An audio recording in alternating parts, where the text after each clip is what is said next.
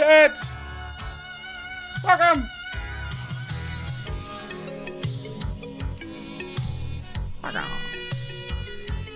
Hello. Merry Crimble. Have yourself a Crimble.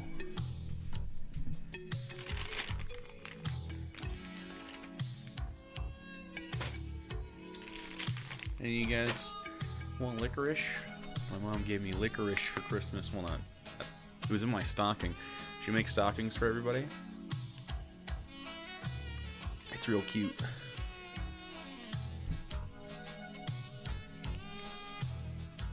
Steak and shrimp. That sounds pretty good.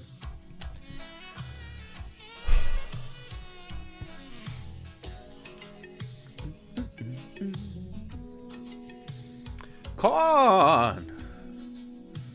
Corn, I say.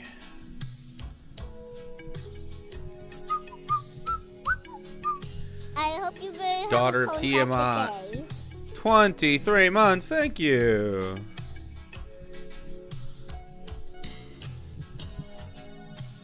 You got yourself spoiled candy.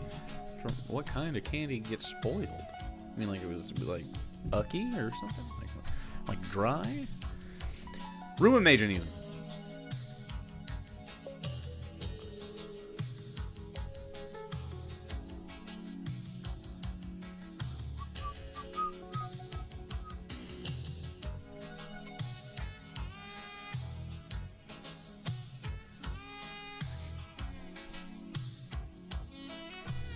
Like we did catering stuff, Rachel, or something?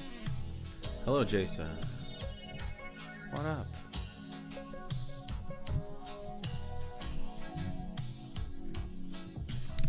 Yeah, Kitten Cupcake, go ahead. I mean, it's probably, well, I mean, yeah, go for it. Put it in there. You can also put it on the Discord in the mutual aid section if you like. Put a link there.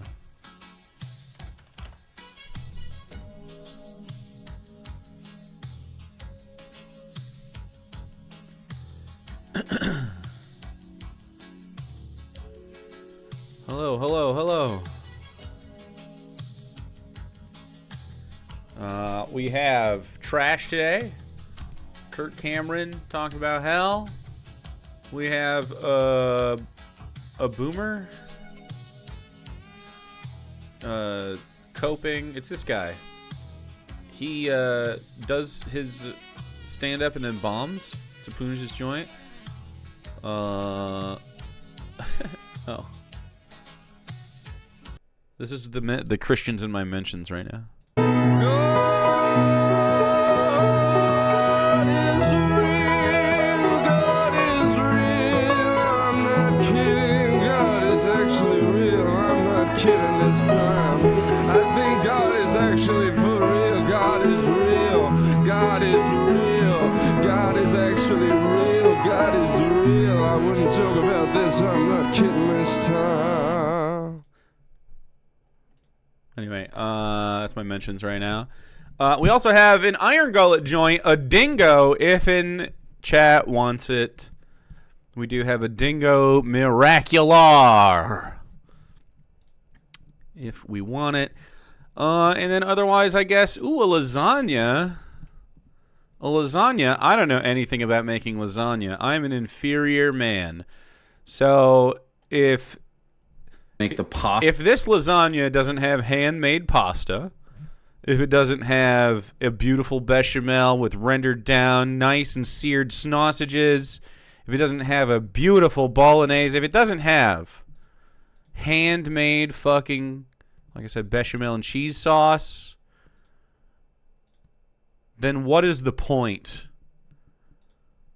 Then what's the fucking point? And if it doesn't come out looking like this, and if he doesn't plate it looking like this, and if he doesn't take a bite of it that looks like this, like, you know, instead with of like distinct layers, heavy and cheesy, there's a light cheesiness to it, but it's yeah, still like he's right. Gooey and gooey.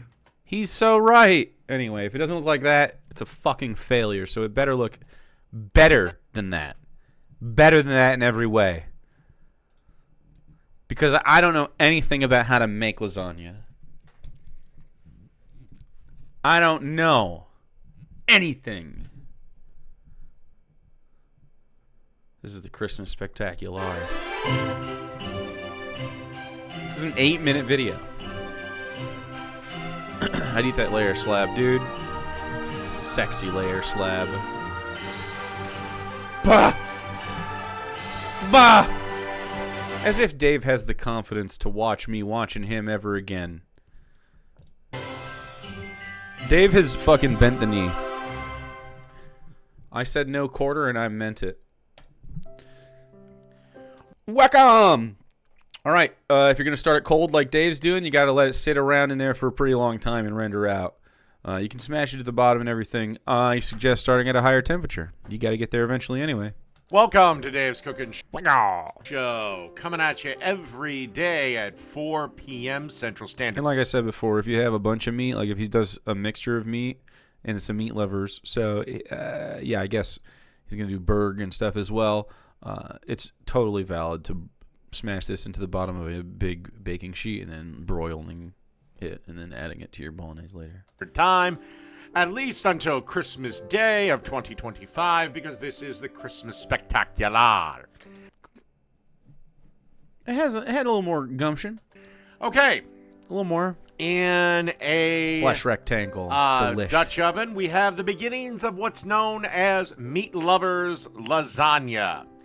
As you can see here in my great big green pot, I have 1 pound of Italian sausage. He's already trying to fucking stir it, but you just saw, like, the meat has bonded to the bottom. It's not cooked yet, so it's just sticking. Green pot, I have 1 pound of Italian sausage.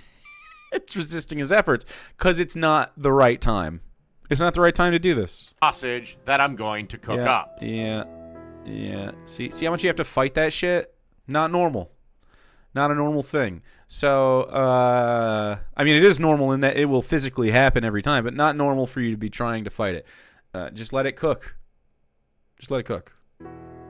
It's just gray. Just sad and gray as always. And you know what's going to happen. Starts looking a little... Spoilers. Gray. Something like this. Yeah. It's time to drain. Sure, drain. Add a different type of fat altogether from the flavor of the meat lovers thing that you're trying to do. Don't reserve the fat and cook your veg in it at all. Just fucking move on. Okay, now that we have the meat out of there... That's not...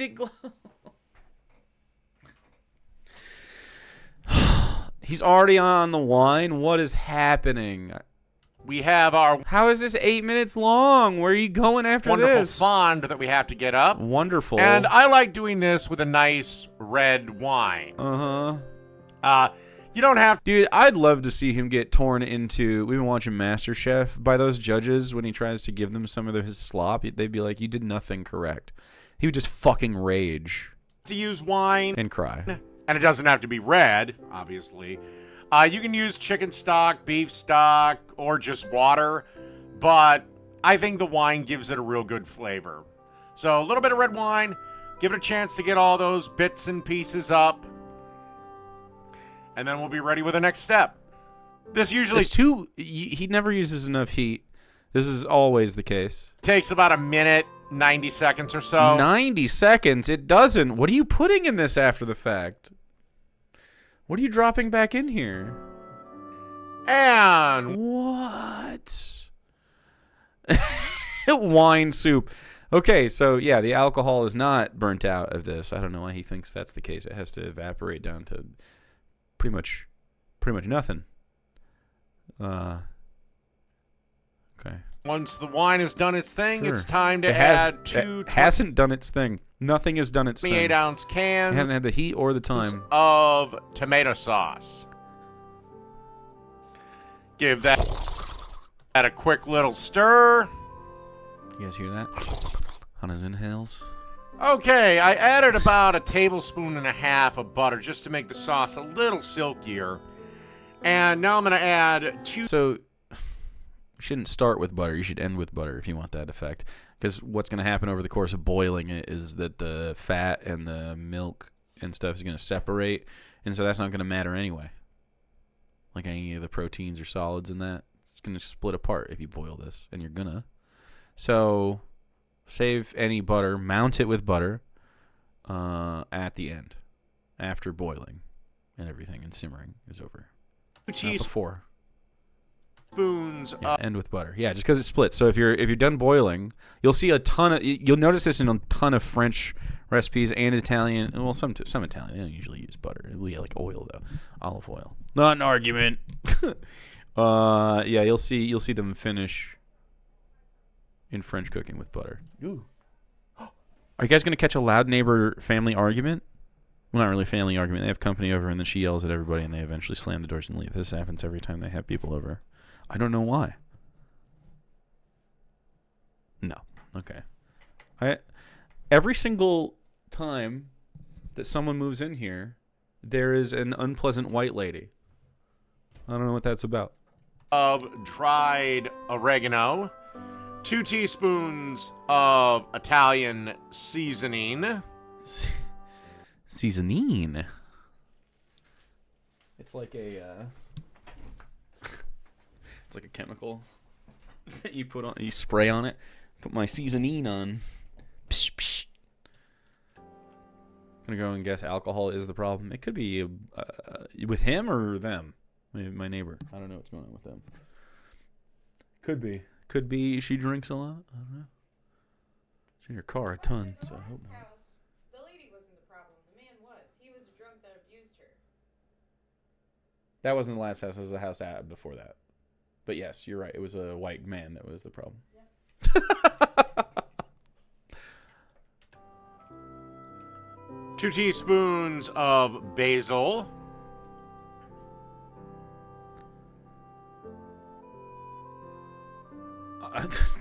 Riveting. So I've told him before, and I'll tell everybody else again. If you do this at the aromatic stage, which he skipped, which would be your like onions and peppers and mirepoix and stuff like that, garlic, hit it with your, even if you're using dry spices, it's totally fine.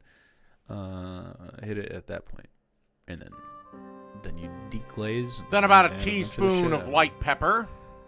He doesn't know what he's ever doing. If he dumps in any vegetables into this, that'd be crazy. I don't think he's going to, though. About a half a teaspoon of fennel. If you're really sensitive to that licorice flavor, you can leave the fennel out, but I think it adds a great bit of flavor to it. Then about a quarter teaspoon of red pepper flakes. Don't worry, this will not make it spicy. It's just there to kind of wake the sauce up. And then you want to give this a good stir around. Do spices count as vegetables? Well, they don't have any of the nutrition that you would get from a vegetable, as they are fibrous herbs. So no. And but they are then simmer it good to put and stuff. I prefer fresh if you can get a hold of it. I keep dry stuff around. Actually, I have the dry stuff because the spice rack thing I had came with it, but I haven't gone through it. Like I still have like a fucking dry basil. I never use it. I always try to. If I'm gonna cook something with basil in it, very rarely do I think I need dry basil. Is mayonnaise an instrument? It is. You don't put mayo about in your 20 sauce, minutes. That's for sure. Or more. 20 minutes or more. But at least 20 minutes. All right. One last thing to do. About 5 minutes in of this thing simmering. Okay, if you're a meat lover, where's the meat to love? Add the sausage back Just to the that? sauce. Stir. And like I said, just simmer until you're ready to make your lasagna. Again, at least 20 minutes, but can be more. Is he just going to put bacon on it or some shit? Okie Disgusting. dokie. We got... Oh, it's so watery and awful. Why are you using a flat fucking wooden spatula, too? Didn't you put meat in here? It's just 2 cans of tomato sauce, wine, and gray meat. I hope you will have a cone. There's nothing else. Get to form. Thanks for priming. The oven preheated at 400 degrees. Let's... Is it 8 minutes because we're going to watch him do every step of the bottom of this? We're going to have to watch him. Start making our lasagna. Like, why not just... Can I ask why isn't this pushed up to the... Or this pushed up to that, you know? Why aren't they next to each other? Why is there this gap here? It makes no sense. Work smart for once. A ladle would be sick as fuck. You could pour it, yeah. To the bottom of this pan, I'm going to add a nice little layer of sauce. Is it a nice layer? Also, Look cook at the size of this. It's not broken up your or lasagna anything. noodles in boiling salted water. Wait, where are but the... make sure to take Did you make the lasagna at noodles? least 1 minute off of the minimum cooking time. Oh, they're out of a box? So inferior? That's crazy. So your sauce is inferior and your pasta's inferior. If by some miracle, is he going to add some cheese to this to make it somehow better than mine? I'd like to see it. On the package. He's chasing a piece of sausage around the bottom of this because he didn't do anything in the cooking process to give himself the consistency he wanted for the lasagna he's making, because he can't take any time to think about anything. It is lasagna, Look at so it. you could almost take 2 minutes off, because remember, this is going to bake in a, the Almost 400 2 degree oven. minutes. And by the way, I'm not fucking sad. So, me either, Jahatis. Zame in a video that spells one 4-letter word, L-A-Z-Y. Wow. I couldn't even spell it, dude. It's complex. I'm watching too much Dave. Too much. So if you make your own pasta, you don't have to boil it first. You can just put it in the lasagna and cook it. So in a lot of ways, it's easier. Hi, you have a cute doggy face and an itchy dog butt.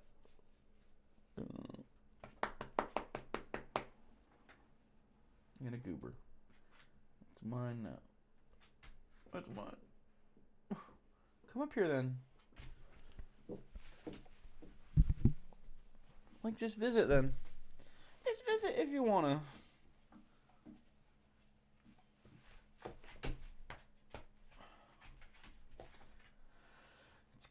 He's been doing this to both of us whenever we start getting on the computer to do anything. If he hears us talking, he starts to say, no, please, just my attention. For a while. What's that about? And then we're going to add our first layer of noodles. It'll take about 3. Add They look like shit. some of So I really prefer, especially for lasagna, they make those flat-sided, ready-to-eat just sheets.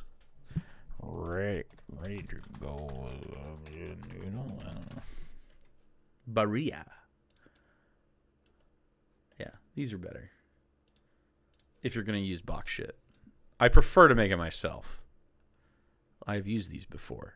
Not only that, just I feel like the fucking wavy shit on the sides of all of these mess up the like structure that you're going for at some point, and they are too thick. So when you cook them, they like pull through the shit. These are good. They're a lot thinner. If you do it yourself, it's even thinner and ready to go. And then you can just like really easily cut through everything, and it's a nice pasta that holds in your layers. It's good. So really strongly suggest that instead. Not an argument. our sauce.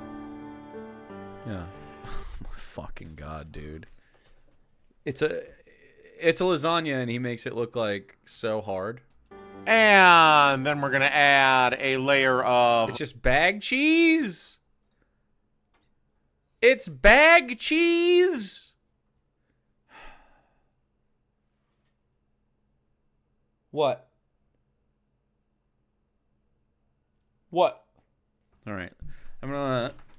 Do you want a scoop of food or something? mozzarella cheese. And using kind of a makeshift piping bag, we're going to add some ricotta. He's got food in his bowl. Make that into a nice little layer. He's a liar. Just fucking random mozzarella that isn't... Fuck it. It doesn't matter. Sure. Let it look like that. Let it look like it. It doesn't matter. What's the point? Is it burrata? Then we're going to add another layer of noodles. What makes this meat lovers? There's no love going into this whatsoever. Don't worry, this will kind of even out a lot more when you put it in the oven and bake it. Don't worry too much about getting everything fucking hunky-dory and Hunky-dory? It looks crazy. even Steven. Even Then we're Steven. gonna Don't worry if I'm not capable of making something that makes sense. add yet another layer Just of ignore sauce. Dude, I don't understand. Followed by What? another little layer of ricotta cheese. Look at you. Don't worry if it's not. This is folded up. There's just like a fucking bundle of pasta here. Kind of spread What is that? Yeah, kinda spread it. True. that out. Most honest he's been. Kinda And spread it. then you want to add some cheese. Fuck. More and more mozzarella. And then we're going to lay down another thing of noodles. Then I'm going to slam down.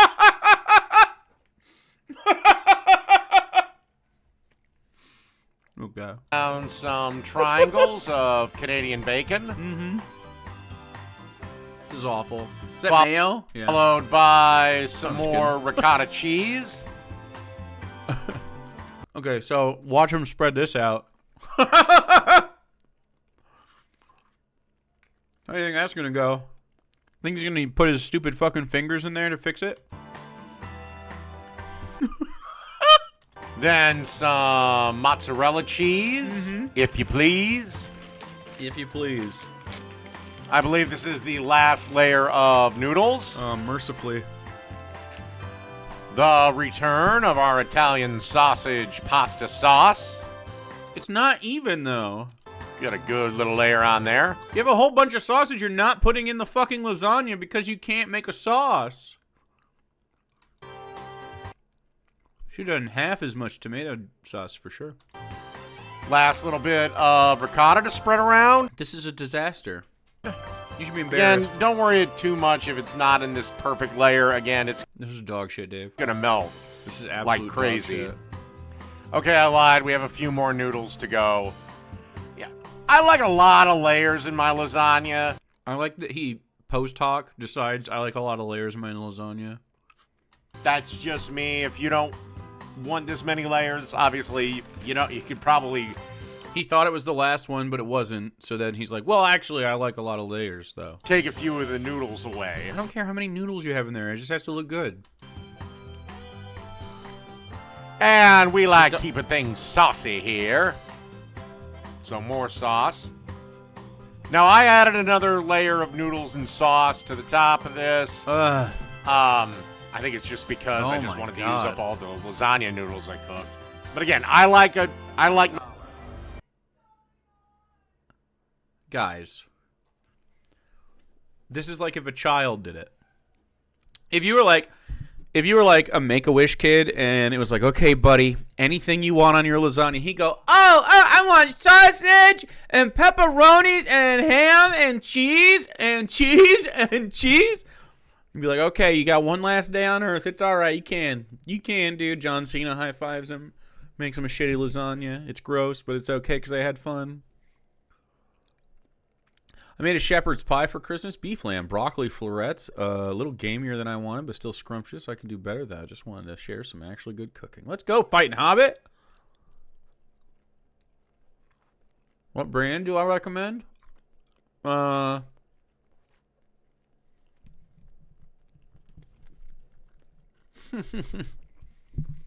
So are they scared of like having a real sharp knife? Because it's safer. As a person who uses knives all the time, you should be way more scared of your dull ass shit poo poo knife. That shit'll actually fuck you up.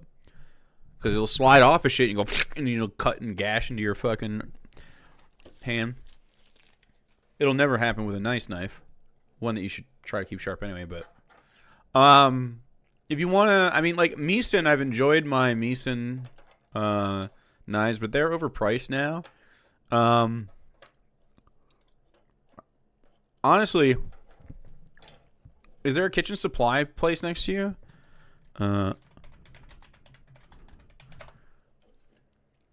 You don't have to spend like hundreds of dollars on a nice fucking knife if you're not gonna use it all the time. There's those like blue handle fucking chef's knives you get at like GFS that are really good. What you want to stay away from is like anything with like a stupid color printed on it. A lot of those things are like fucking basically tin. Sometimes they'll say like stainless steel or something. Carbon steel tends to be better. Stainless steel tends to be kind of shit. But like it just depends on what you're using it for. I assume if you're not cooking all the time, I'm trying to find like exactly a good one, but I don't know what kind of brand. I have a Meeson and I have I bought Japanese knives. What are they fucking called? I forget. Hold on.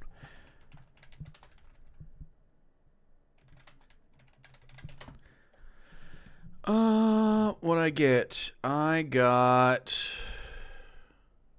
I actually looked on Reddit. Tokushu, maybe.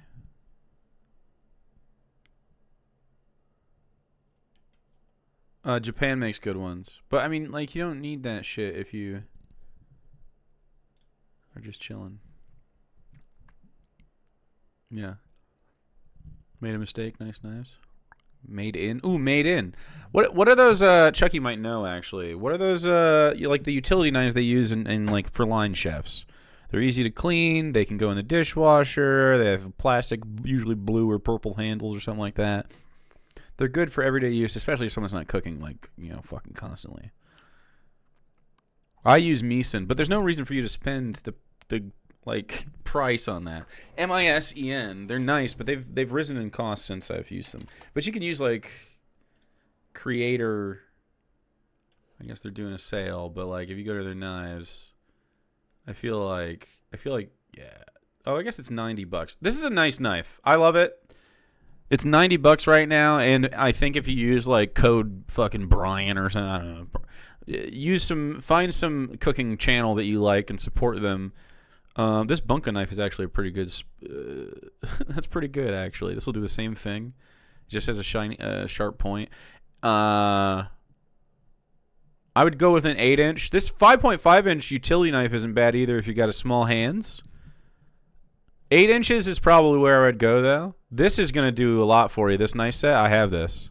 I actually have another knife too, but I have a Sentoku. But I have this. This is really good. A paring knife, a bread knife, or I use this for big pieces of meat sometimes too, if I want to shape or like cut a big piece. And then a chef's knife. That'll get you through. I also suggest a nice pair of kitchen shears. In fact, this knife set is great. Mini knife set 2.0 if you really want to spend the money. But like I'm saying, you don't need to spend this. But the reason I like these are because the knives, the metal is good. It's not going to get that chipped or brittle. When you resharpen them, they take to it. The tine goes all the way through the handle, as you see in these. They come in like 2 colors, and they're sturdy, and they give a good feel, and they're well balanced. So you can like choke up on this, and like really cut things. So I like Meeson knives. As you see, it goes all the way through. This is what you're looking for, though. You don't want things where the handle just like sticks into like some kind of like thing. You want it to essentially go the width and be threaded through, or else it's probably gonna be shit. It can have. I wouldn't get it wooden either, like real wood, because then you can't like keep. If they stay wet for any period of time, they start to split. So I get like a composite thing or whatever. But I like these, but they're a little pricey for a person who doesn't cook constantly. So I would go with the. I don't know what their name is. Maybe Chucky has them. Henkel and Zwilling is also a decent brand. I agree. I've had Zwilling before.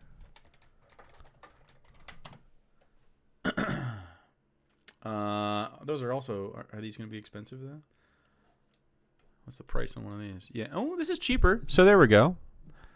So if you got the rocking Sentoku knife, 5.5 inch, this would be fine. $60 for a super nice knife. If you keep this sharp, you'll never have to get another one unless you fucking cook constantly. Like, these should last years and years. I got my mom knives this year. I got her, I think they're just like deluxe or something. I don't know what the fuck they're called. But they were in her range where they were, mid-level, just 5 good knives. If you're gonna buy a knife, like that's gonna be like one of your like fucking 3 or 4 knives, okay? In my opinion. 12-piece. See, I don't even, unless you eat a ton of steak, I don't even need the 12-piece knife block sets. I always get rid of the, although that's fine for a beginner. Like, that's a good price, for sure. Like, Chucky's got some good ideas. Anyway, you can get, like, fucking $25 knives that are nice as fuck. They just don't look as cute. Or rad. My lasagna like this. And then we're going to add a nice little layer of pepperonis. Pepperonis! Look at the fucking disaster around here. This is a fucking nightmare. And then you want a good... Do you? Why isn't that on top? Coating of mozzarella cheese. And then pop this into the oven. Why'd you do that backwards? Everything's ooey gooey and wonderful. Mine took about 45 minutes. So about 45 minutes to an hour again. Gonna be leather on top. Adjust Shoe leather. cooking times for your local What makes this meat location. lovers? And again, also feel free Pepperoni, ham, and sausage. to play with the layers on this too. So I'll see you guys in 45 minutes. All right. Did you put the Budweiser there for scale? 45 minutes later, and now you should be looking at something that looks a little bit like that. And that is Meat Lovers Lasagna. Perfect for your Christmas Eve dinner.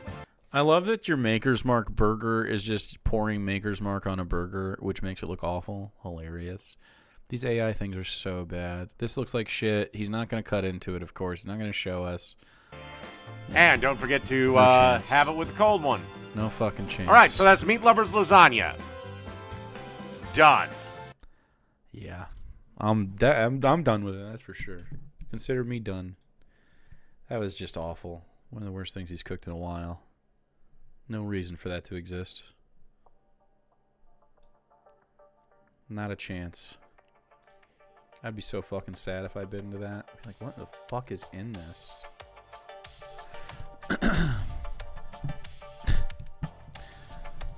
I know chat can't see it. And by the way, Hi, Dad. See. I'm not fucking sad. Can you imagine being so fucking mad that you can't even articulate what you're upset about? Guy who's got auto modded in my chat. All right, try really hard to cage your emotions and try to get across what's upsetting you, and we can talk about it. Jahas, my Nana would be very sad. I can't.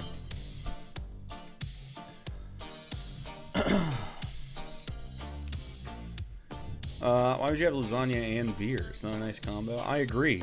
I wouldn't eat lasagna with beer either. That sounds not good.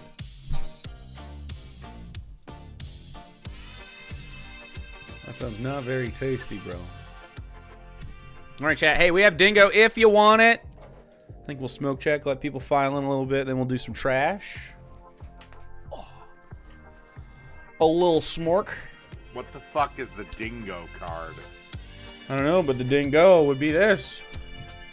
Your shit tastes like shit is the name of this video.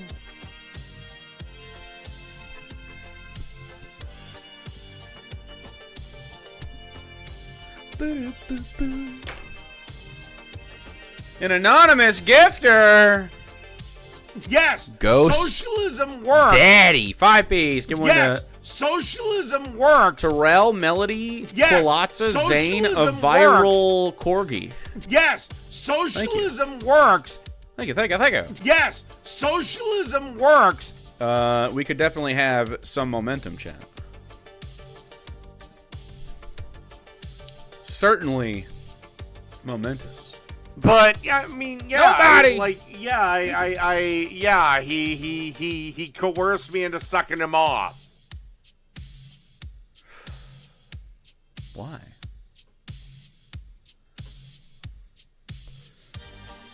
Razor, 44 months. Have a fantastic day. Chat, I think it may be occurring. Already level 2. Alright, smoke check. I should do a fresh. I'm gonna make a fresh and old. professional for our adventures together.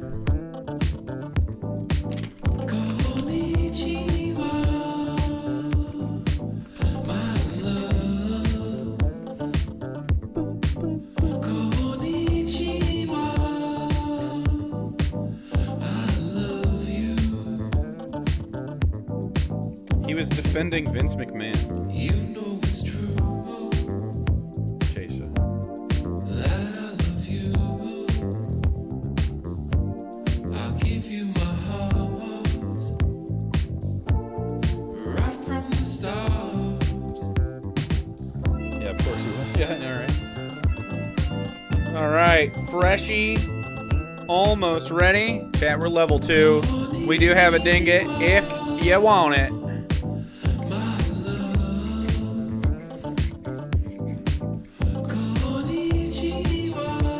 A lot of cob though. If you're uncobbed, show yourself. Flowers every day. There's nothing wrong you can say. Loving you is a treat.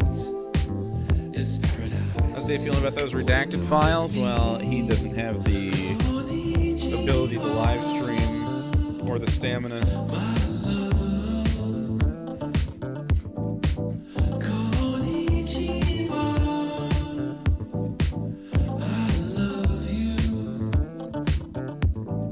Your cob ends at midnight. Oh no! Take the next step. You won't regret. I'll take human breast milk on my Cheerios. Alice Surde needs one. Thank you, Mr. Whiskers, for a refreshing milky spritz.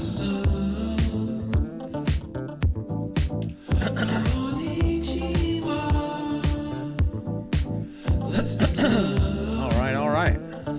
Everyone's got a sub except for Alice, I think. Mr. Whiskers, he got one immediately. Thank you. Yes, socialism works. Everybody else totally cobbed.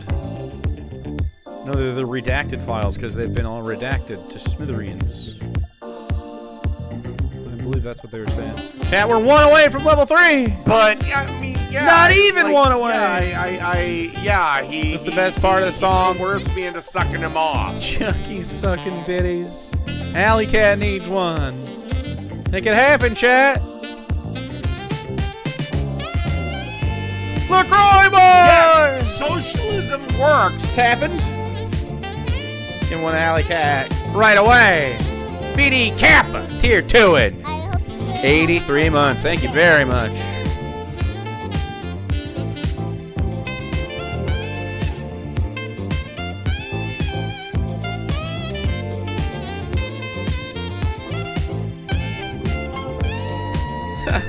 They only had to copy paste. Wait, did they literally only highlight them?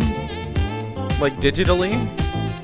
That's so fun. Robin's aviary needs one. A 4-piece is all we need for level 4. A 5-piece dunks it.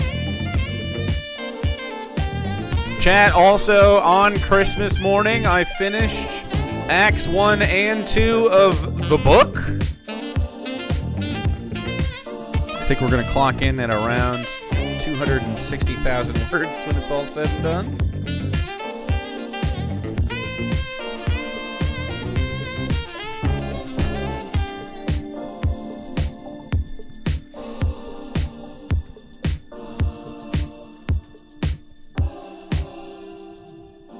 Right now, well, how many pages is it right now? It is 263 pages. Yeah, it's exactly 263 pages so far.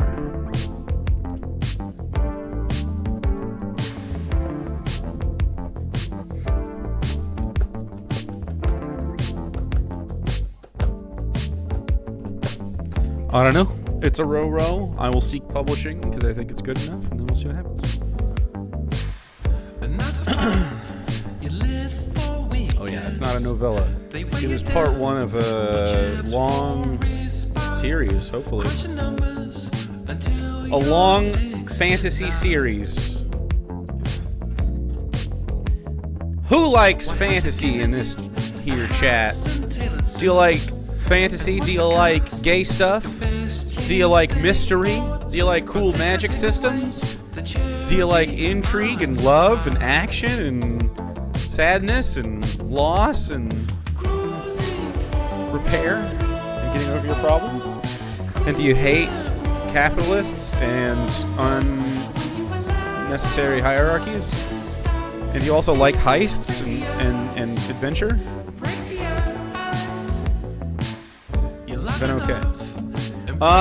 Chat, we need 4 of them. I don't know. We're languishing in level 3. Who knows? It could happen, but maybe it won't. It went fast and now it's going slow. I don't know. I don't know.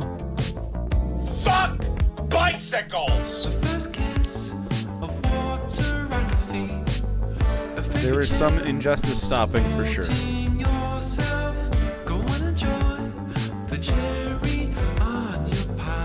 Especially if I write all 3 of them.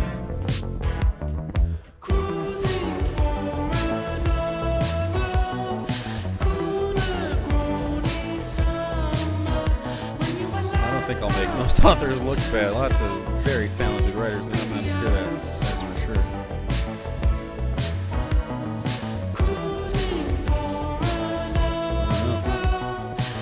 I don't know, chat.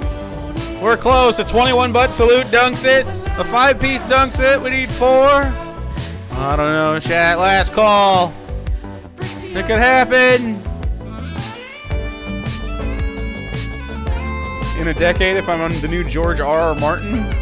Yes, socialism works. I probably would do an animated thing before I did a live action. Squibums! Yes, socialism works. Got one! Nitty Gritty got one. Sublime got one. Gonzoa Stamper. Gonzoac Napper. Socialism works. JB Mac got one. All from Ghost Dad. Goodness. LaCroix Boy 5-piece. Get with a Daedalus. Bellatrix. Scorpius. JC Davis. Tauntless. And Chops. Chop Shop Par, rather. Not Chops Chop, which is what I wanted to say. Chat, we're already... it all happened so fast. Now we're 2 away from level 5. Never mind. I take back what I said earlier. It's obviously cranking. It's cranking like crazy right now. Oh, if you like Mighty 9, I think you'll like what I got going on. Yeah, I definitely think that's... If you like anything James Gunn's ever done, and you like anything Critical Role has ever done in their, like, animated forms, they're like tight, non-live play stuff, I think you'll like what I'm doing. I have some technical skill, so that's good. I'm not a fucking... I'm by no means Alan Moore or anything, or fucking Terry Pratchett. But I think, as far as writers go, I am competent. I have read other people's work. I think it's happening. I'm writing it. It's not fanfic. I'm not writing fanfic. I'll tell you that. Chat, we're 2 away.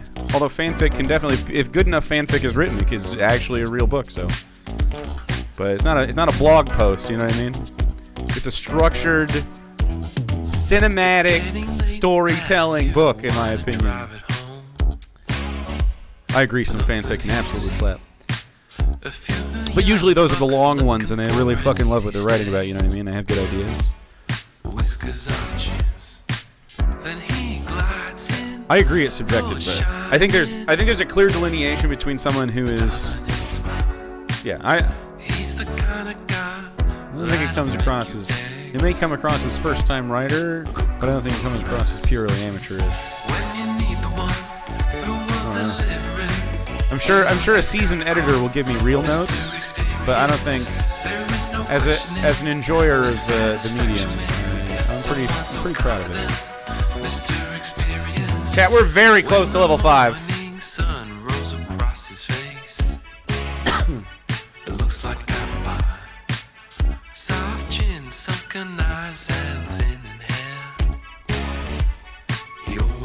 Robin's Aviaries needs one! MW1642 priming! Chat, half a sub would do it. If you could give someone half a sub, we'd be in level 5. We could dingo big time tonight. A fried dingo. Christmas spectacular.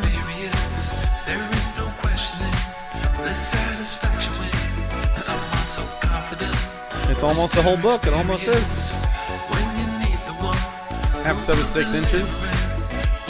Could be 5. Maybe 10 or somewhere. Opus Oluris. Aluris? Alabaster Jones! 5 piece! Give one a 74 Quinn. Terrific Terry. Hi Dad Soup. Witchy Wolf and Shy Scarecrow. Let's go. Hi Dad Soup is a fucking brain dead loser, but that's okay. Maybe he'll be able to be an adult and have a conversation. That'd be sweet. He probably believes in God or something. I don't know. He's real mad about it. Kadri, thank you so much. Or Kadri 077188. Amazing. Anyone neglect the goblin? I appreciate that. Ranthor 47 months. Glep the goblin. I love that. That's a cool name. X0 21 months. Let's go.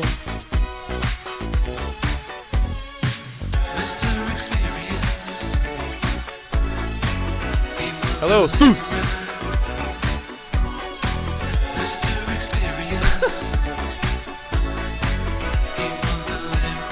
I am verified on OnlyFans.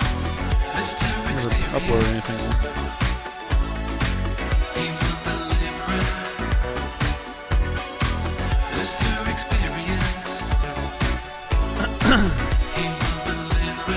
All right. I was just curious. Hey, chat. 4 of them. We are 69% of the way through. We're almost in the dingo zone. Are you gonna unlock it right away?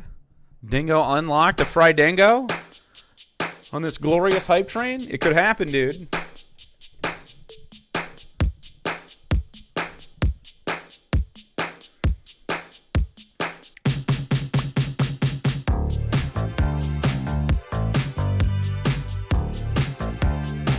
All right.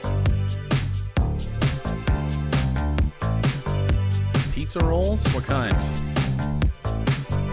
Do they even make triple pepperoni anymore? That was the best one. That's the best one by a long shot. Actually, the best pizza rolls were like taco rolls or something. They had like taco meat in them, and they would give you diarrhea. Best ones ever.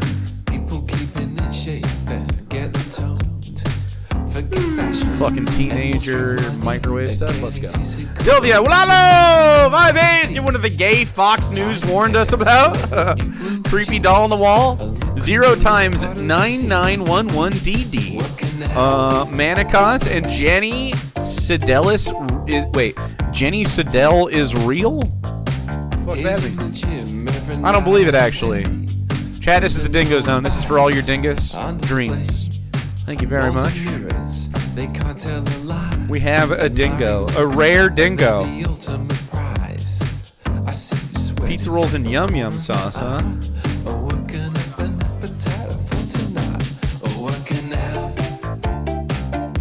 Oh wow. That sounds cool playing out of it. It's not my style, 'cause I'm the kind of guy that I am swallowing Minotaur cum. All right, I'll smoke a freshie for getting into the dingo zone. Maybe it'll work, dude. Thanks, Chucky. Push our bodies places they've never felt. Reach the pinnacle of it. Did I mention my book is funny too? It's funny, I say. Healthy body, healthy mind. Being a physical all the time. Rewarding ourselves romantically. It's the best activity. We'll build release probably like fucking 2 years minimum from now. I cannot imagine. Working out. I think I'll be done this year though.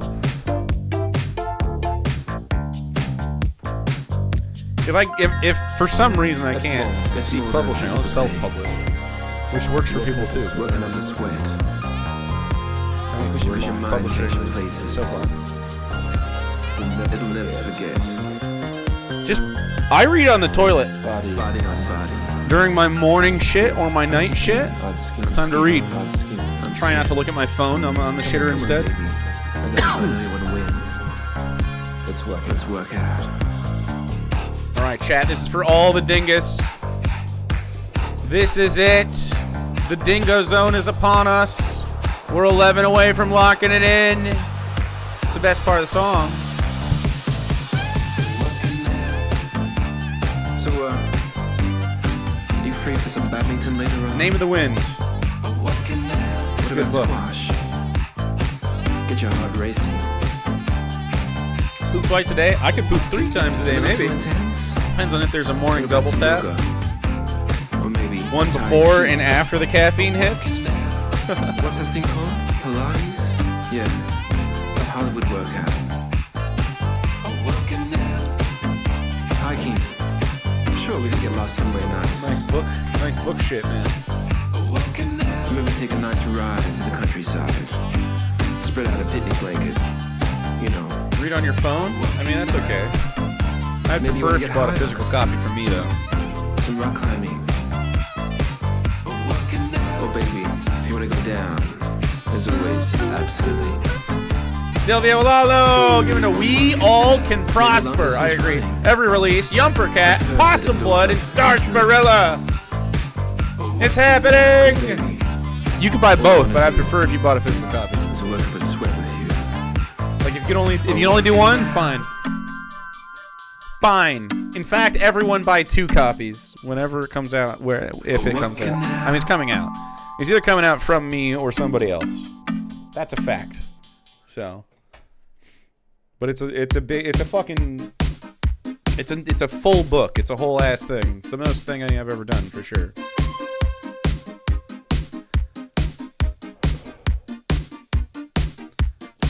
All right, chat. 6 away from Dingo. 40 seconds to do it. It's close. Dilvio Lalo. LaCroix Boy and Alabaster Jones leading the way. Citosaurus with an immediate 5-piece. Goodness. Giving a radical candy bar. Twitchy Schmegley. Random Walk. Cryptic Plays. And Tyler Duke. I will almost certainly have illustrations, yeah. Think of it very much. Stormlight has some of the ideas I have of the way he intersperses occasional illustrations is to the point. I'd like to have character portraits a few times, but we'll see. I don't know. Delvia Lalo, give one to Blundered Hope. Albertosaur, 5-piece. Give one to Ian Kleeneck. Goshwing, Mega Super Fun Time. Space Luchador Deer. Luchador Deer. Why? It's okay. It's Spanglish. It's fine. Jupiter Satellite. Cetosaurus, another one. To the Sun Beta. Jet. Locked in the dingus. Locked it in. Now look. It's not even 10 yet. If you're looking for a double situation. What we can do is add a Master Cheffington to the back end. If you'd like. That would be an 8, though. Or next time a 6.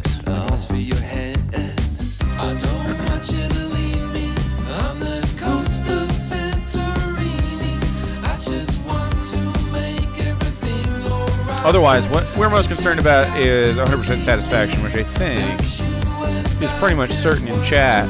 If you don't have a sub and you want one so you can avoid ads, like Queer Hubert, who might have gotten through that without him, now's the time. Thank you very much, chat. Delvia Lalo, LaCroix Boy, Citosaurus are your top 3. Lucy needs one! A birthday subby? It could happen, dude. Hyrule's Finest, 57 months. Thank you.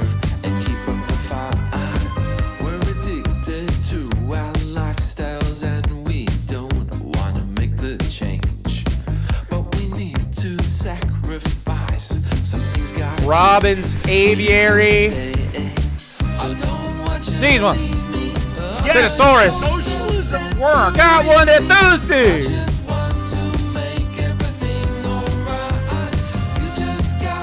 Chat, when we get dingos or bingos, we always end with Santorini, it seems. That feels nice. It's our favorite. It's my favorite. Whack 'em! Back into form. Solace, an absolute angel. Totally.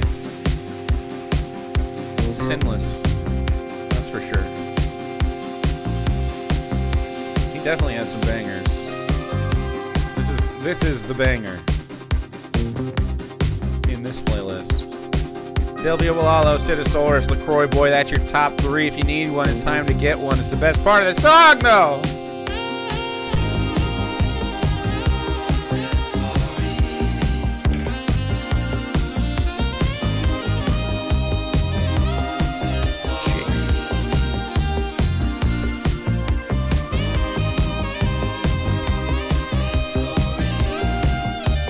We're dinging and donging tonight.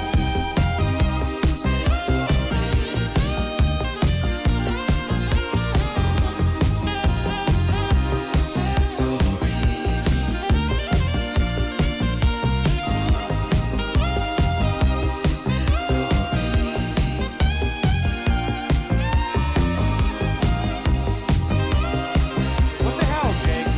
What? What? I've done nothing.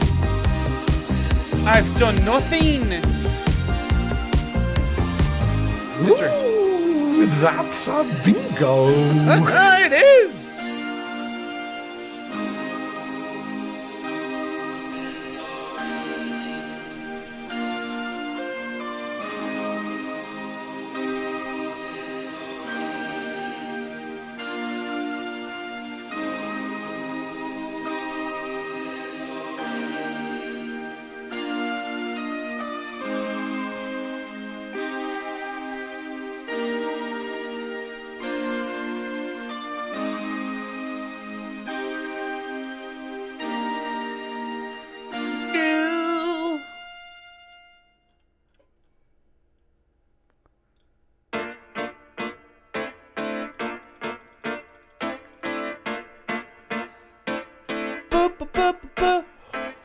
Alright.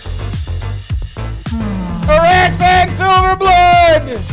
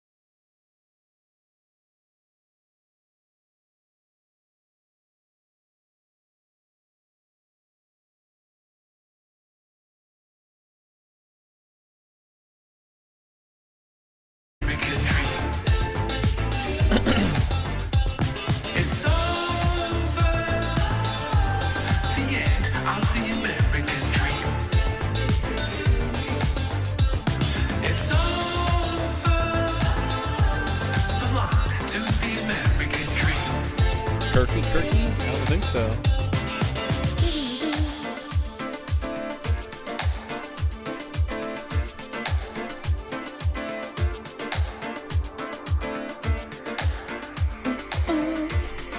All right, chat. Last call if you want one. LaCroix boy, give me the Robbins Aviary. Socialism works. Thank you very much. It do. It do work. Last minute. I appreciate your hype, Trainington. Absolutely ridiculous. I pretend to be straight. Do you? I'm just pretending that there's a good-looking female. That's how you gotta talk when you're real straight. Look at those females. I should go harass those ladies. I don't know.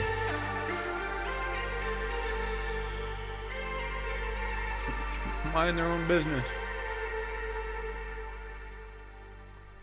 They're gonna like it. They're gonna like it when I don't mind my own business.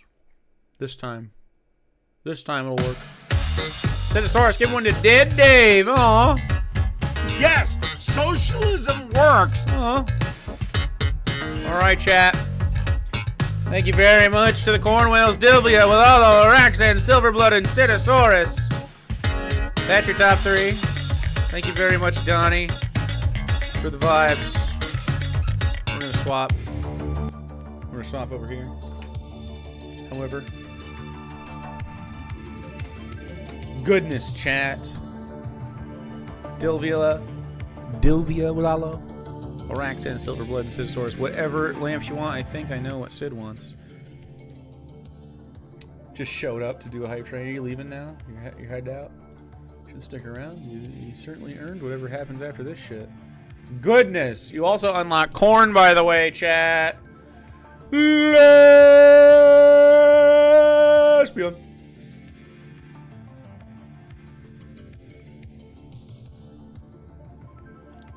He's wise as fuck, yeah.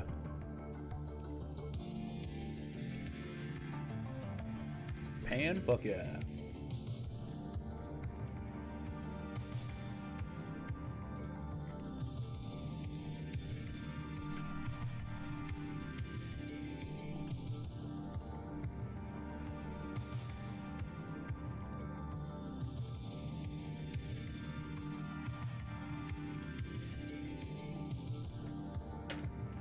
All right, chat.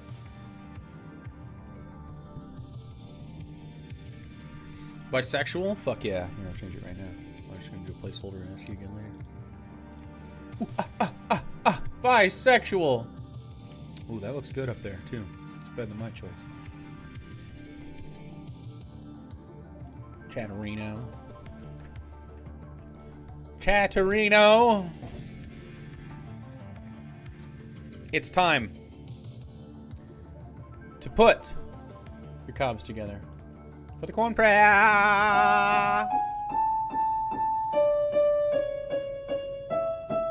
We don't like the T-Series. So here we go.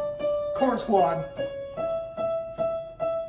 Corn, corn, corn, corn, corn, corn, corn, corn, corn, corn, corn, corn, corn, corn, corn, corn, corn, corn, corn, corn,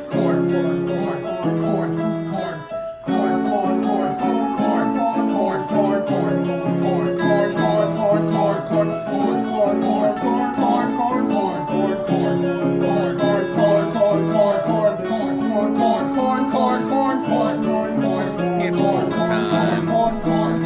It's corn. Stop it.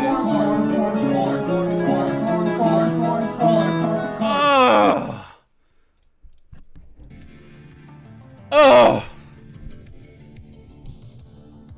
Back in the cob again. Back for another ride. Fuck yes.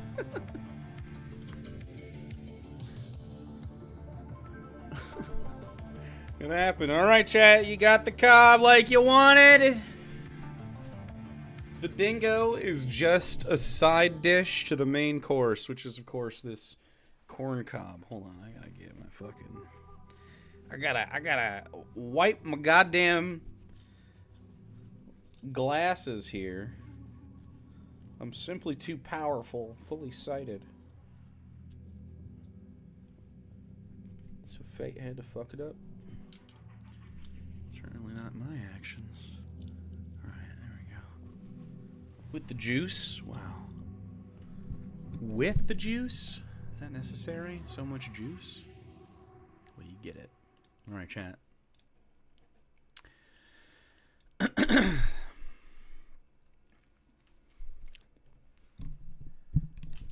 Kirk Cameron is here to tell us where our souls are bound if we do not accept upon the Lord Jesus Christ for him to wash away all of our sins with his freshly spilt holy blood. Yes, the crimson shall wash over us and clean us, Lord. The blood. Put the blood on me. Or else, instead of blood, I will be burned for eternity on account of the loving God who is also our Lord Jesus Christ, but who is also not, because that's his son.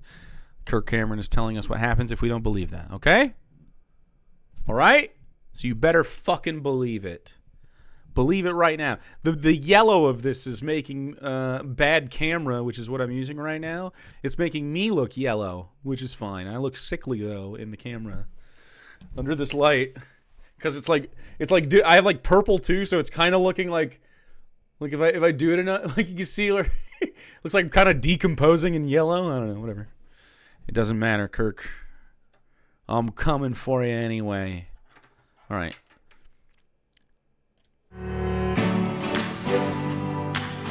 If you remember, we did a Ray Comfort video where he's like, "I don't believe it." I can't do his fucking voice. How do you do a Kiwi voice? I don't believe that Kirk Cameron is correct, he said. Is Kirk Cameron and his son's view of hell correct? Hi, I'm Ken Yates from... What? Shouldn't just be Ken Yates, though. Grace Evangelical Study. Kirk Cameron was here talking on the thing. You better bring Grace Kirk. Evangelical Society. You better see his handsome face. I'd like to just discuss that for a few minutes. Kirk Cameron on his podcast recently had his son on, and they were discussing hell. Mm-hmm.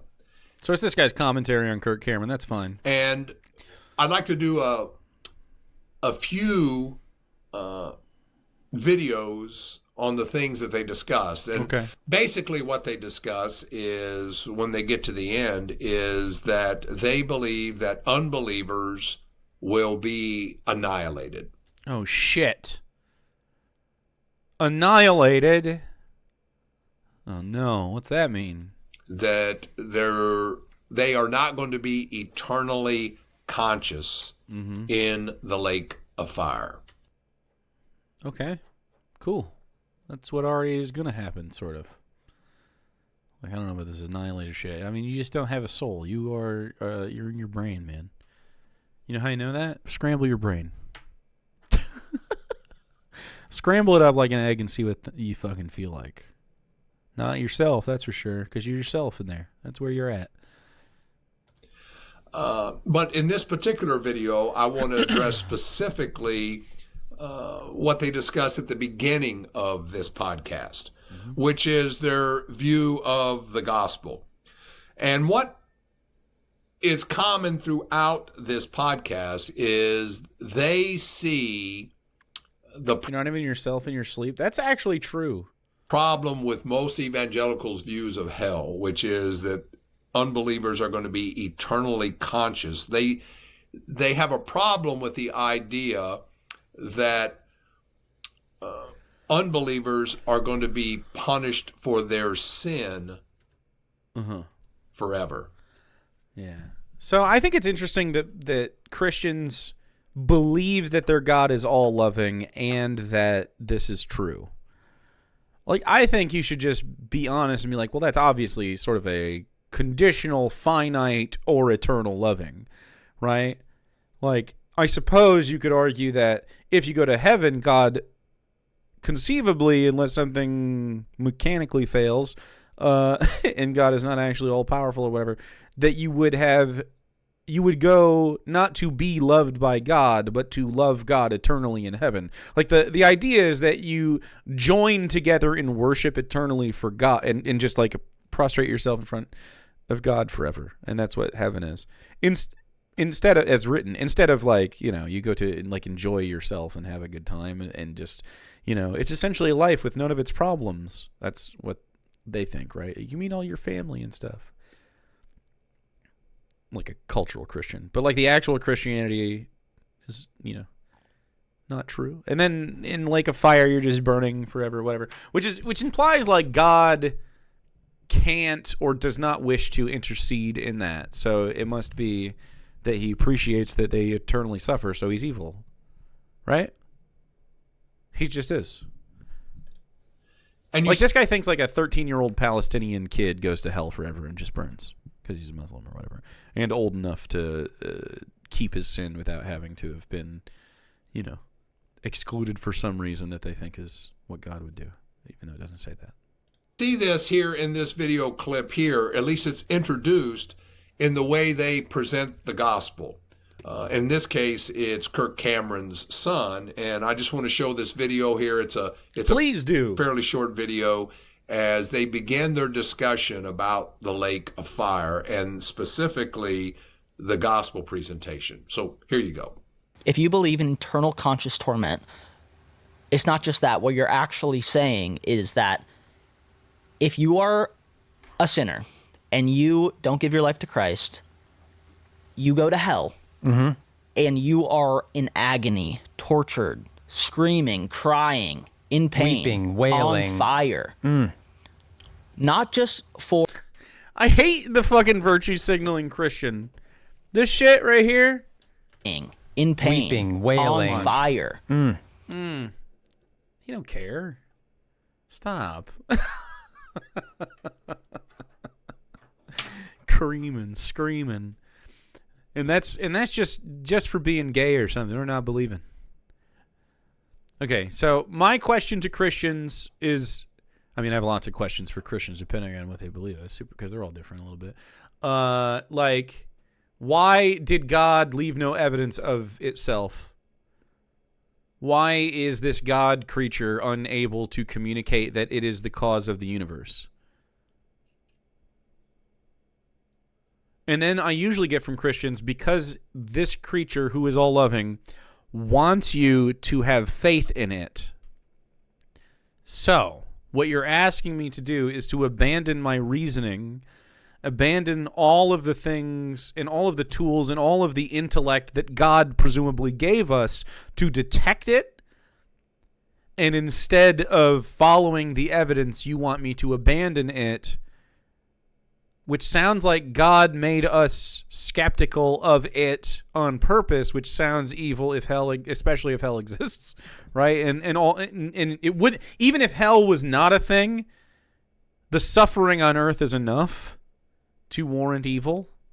So I don't even know how it gets off the ground. It's clearly just like a really underthought world build of an early religion that sort of just got legs because of the socioeconomic place that it started in, which was just the edge of the Roman Empire. It was just in the right place, right time. And its pernicious enough verbiage is able to keep the minds of idiot fucking humans enslaved to it over centuries. So it's obviously like there's something pernicious about it. Usually it's the use of it, right? Because life sucks. It absolutely has the capacity to suck. And usually the people that make it suck are Christians, frankly, or other religious people. People without the necessary faculties to, understand reality for what it actually is, and so they start causing undue suffering.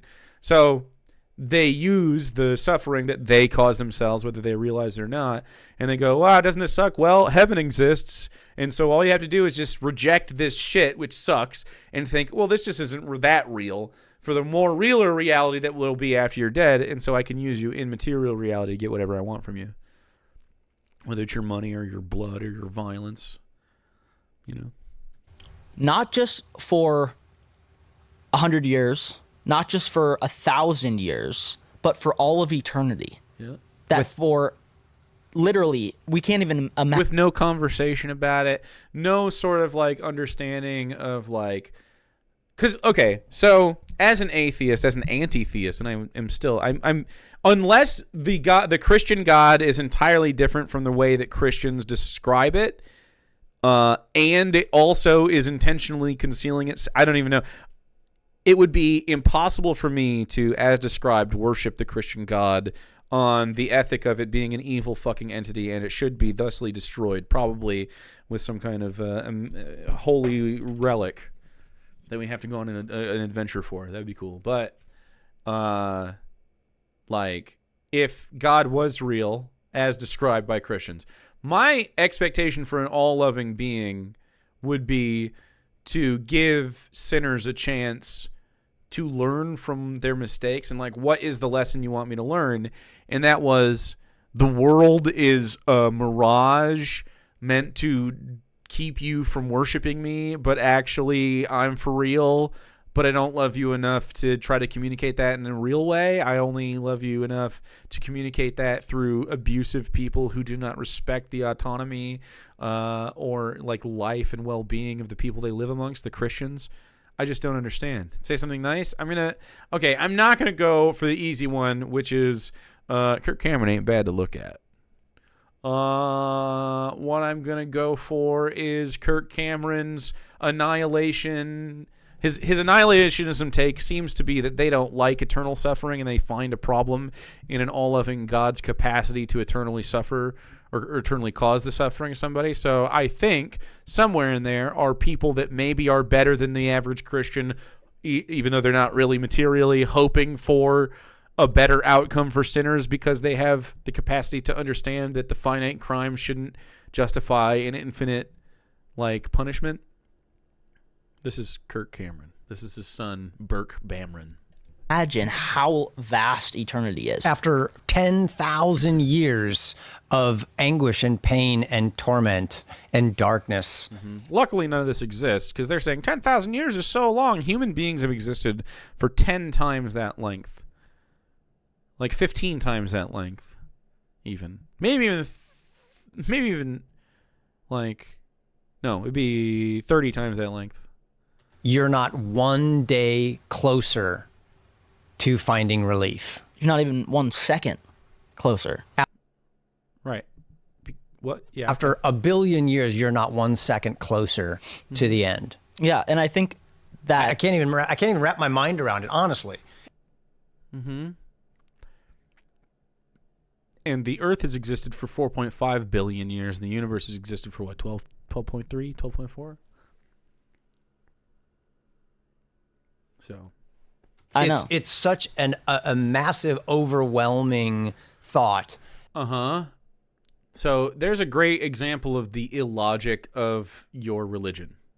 That my mind cannot contain it any more than this cup can contain the ocean. Yeah, I agree that your mind is a cup. Some of us have vaster basins to fill with knowledge than a cup. That's what it feels like to me. Yeah. And I think just after having that realization of the belief that many people hold, it made a bunch of questions come up in my mind. One of the things I was kind of interested in their talk about it, frankly. Why did you bail out of that? Are you going back? They were having a more interesting discussion. I lost myself in it. things that I'm going to critique about their view of the lake of fire is the idea that the unbeliever goes to the lake of fire because of their sin. No, actually, Jesus gives us the opportunity to get rid of our sin. They go to hell because they don't accept that gift. It's not because of their sin. It is, though, mechanically speaking, because of the sin. It's the sin debuff that does it. And you see it here very quickly in the comment by the Son when he says that the unbeliever is a sinner. Mm-hmm. And in order to avoid the lake of fire... Well, because you believe all people are sinners, right? So unbelievers would be sinners just like anybody else in your fucking crazy worldview. You need to give your life to Christ. Right here, even though they don't discuss it in detail, you see a problem that they have. They see that the people in the lake of fire are there to be punished for their sin. They are sinners. No, they're there to suffer due to the mechanics of how hell works and how powerless God seems to be to either prevent it or give a shit. And therefore, the typical evangelical view is that they're going to pay for their sin. And in order to not go to the lake of fire, you need to give your life to Yes, socialism works. Thank you, daughter team. I give one a Lily Bell. Thank you. Christ. Now, you notice that they don't talk about believing in him for eternal life. The problem with the unbeliever is not that he is a sinner. Mm-hmm. The problem with the unbeliever is that he doesn't have eternal life. I disagree. Pretty sure this is strange. Hell is eternal life, unless he thinks that Revelation ends with their annihilation or their reabsorption into heaven. But that would be an eternal life. I don't know. So just getting started, what we see is then we don't get tortured for eternity if you're not eternally alive. Yeah. That the lake of fire is not the place where people are punished for their sins. Uh-huh. The lake of fire is a place where people go who do not have eternal life. Now, I would really recommend the lake of fire. So it's just a. But why? Can they explain their fucking like? It's always just lore arguments. This is what being a Christian is. This is why people are into it, frankly. Because just they just dig into the lore and they're like, ooh, but I think this is what's happening. And they're like, no, I think this is what's happening. And they just get to, it's like a little forum and they get to be like, oh, I think this is what the author intended, actually. Bob Wilkins' book, The 10 Most Misunderstood Words. He has a chapter on hell. And he points out, obviously, the gospel, that hell is not a place where people go to be punished for their sins, but also he points out that people in the lake of fire, because the Son also mentions that the people there are going to be, I think his words were, in agony and on fire. And this is based upon probably a medieval concept of the lake of fire, Dante's Inferno, where people are there and fire is coming through every pore in their body, out of their ears, out of their nose, out of their mouth. And dicks. And butts. Bob Wilkin points out nipples out in his book, belly button, toenails. That's not the picture of the lake of fire that we see in the scriptures. Okay. For example, actually, in Luke, and I know that the man is not in the lake of fire, but he's in torment, Lazarus and the rich man. The rich man, isn't Luke the fucking weird one? Is able to carry John? on a conversation. It's Luke, though. He's not this concept that Kirk Cameron and his son have of the lake of fire is not a biblical one to begin with. But for right now, I just want to point out that in this podcast, and we're going to do a series of podcasts on what Kirk Cameron and his son discuss about this very important topic, they start off by getting the gospel wrong. Is this guy's whole channel? Does he just Grace Evangelical Society? You sure I didn't miss any more of their fucking conversation there? 39 minutes long, but that's it? I don't even know. I mean, when would you even look it up? They don't have fucking timestamps on their shit? Okay. Is it the beginning of this? The wicked. About today, this Bible, and kind of, I think it came from really the conversation we had about degrees of sin. Snowballed in. There's so many, the healthy, and there comes the love and peace and out. It was a trend for Christ. To think of it as God writing an autobiography. It's essentially eternal conscious torment. Right. That the wicked will go into the lake of fire and perish. And let's see if there's anything we missed real quick. Just imagine if people argued about science instead of religion. Arguing about religion is useless. It really is. This is just like what was J.R.R. Tolkien's fucking George R.R. Martin's J.R.R. Tolkien. Be Dude, that'd be fucking sick. tortured essentially forever. What if it was like, okay, what if George's World, but Tolkien wrote it? It'd be way better and finished. Right. And I hadn't really questioned that because I wasn't all that interested. Yeah, nobody wants to go there. Let's just avoid it At the altogether, time, and it was doesn't just really matter. uncomfortable, so I didn't want to talk about It's it. uncomfortable to talk about hell and torment. Why? Mm-hmm. Why do people? What is with this fucking uncomfortable to talk about it shit? That is just not a normal feeling to me.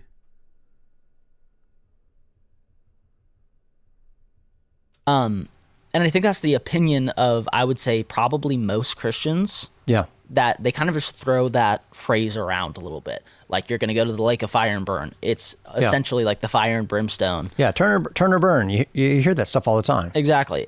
Turn or burn. Is that bad? And I think it's important. That's what. So Kirk is definitely. That's interesting for him to say that, because that is not what Ray Comfort believes. So is that why they haven't been together in a while? To understand what he always says that at the end of his shit. Oh, you're a sinner. I don't want you to go to the lake of fire. You're saying when you say that. Yeah. If you believe in eternal conscious torment, it's not just that. What you're actually saying is that if you are a sinner and you don't give your life to Christ, you go to hell, and you are in agony, tortured, screaming, crying, in pain, weeping, wailing, on fire. Attain it any more than this. Just after having that realization of the belief that many people hold, it made a bunch of questions come up in my mind. For instance, we're born into sin, and nobody has ever gone through life without sinning. Right. Everybody has sinned. Yeah.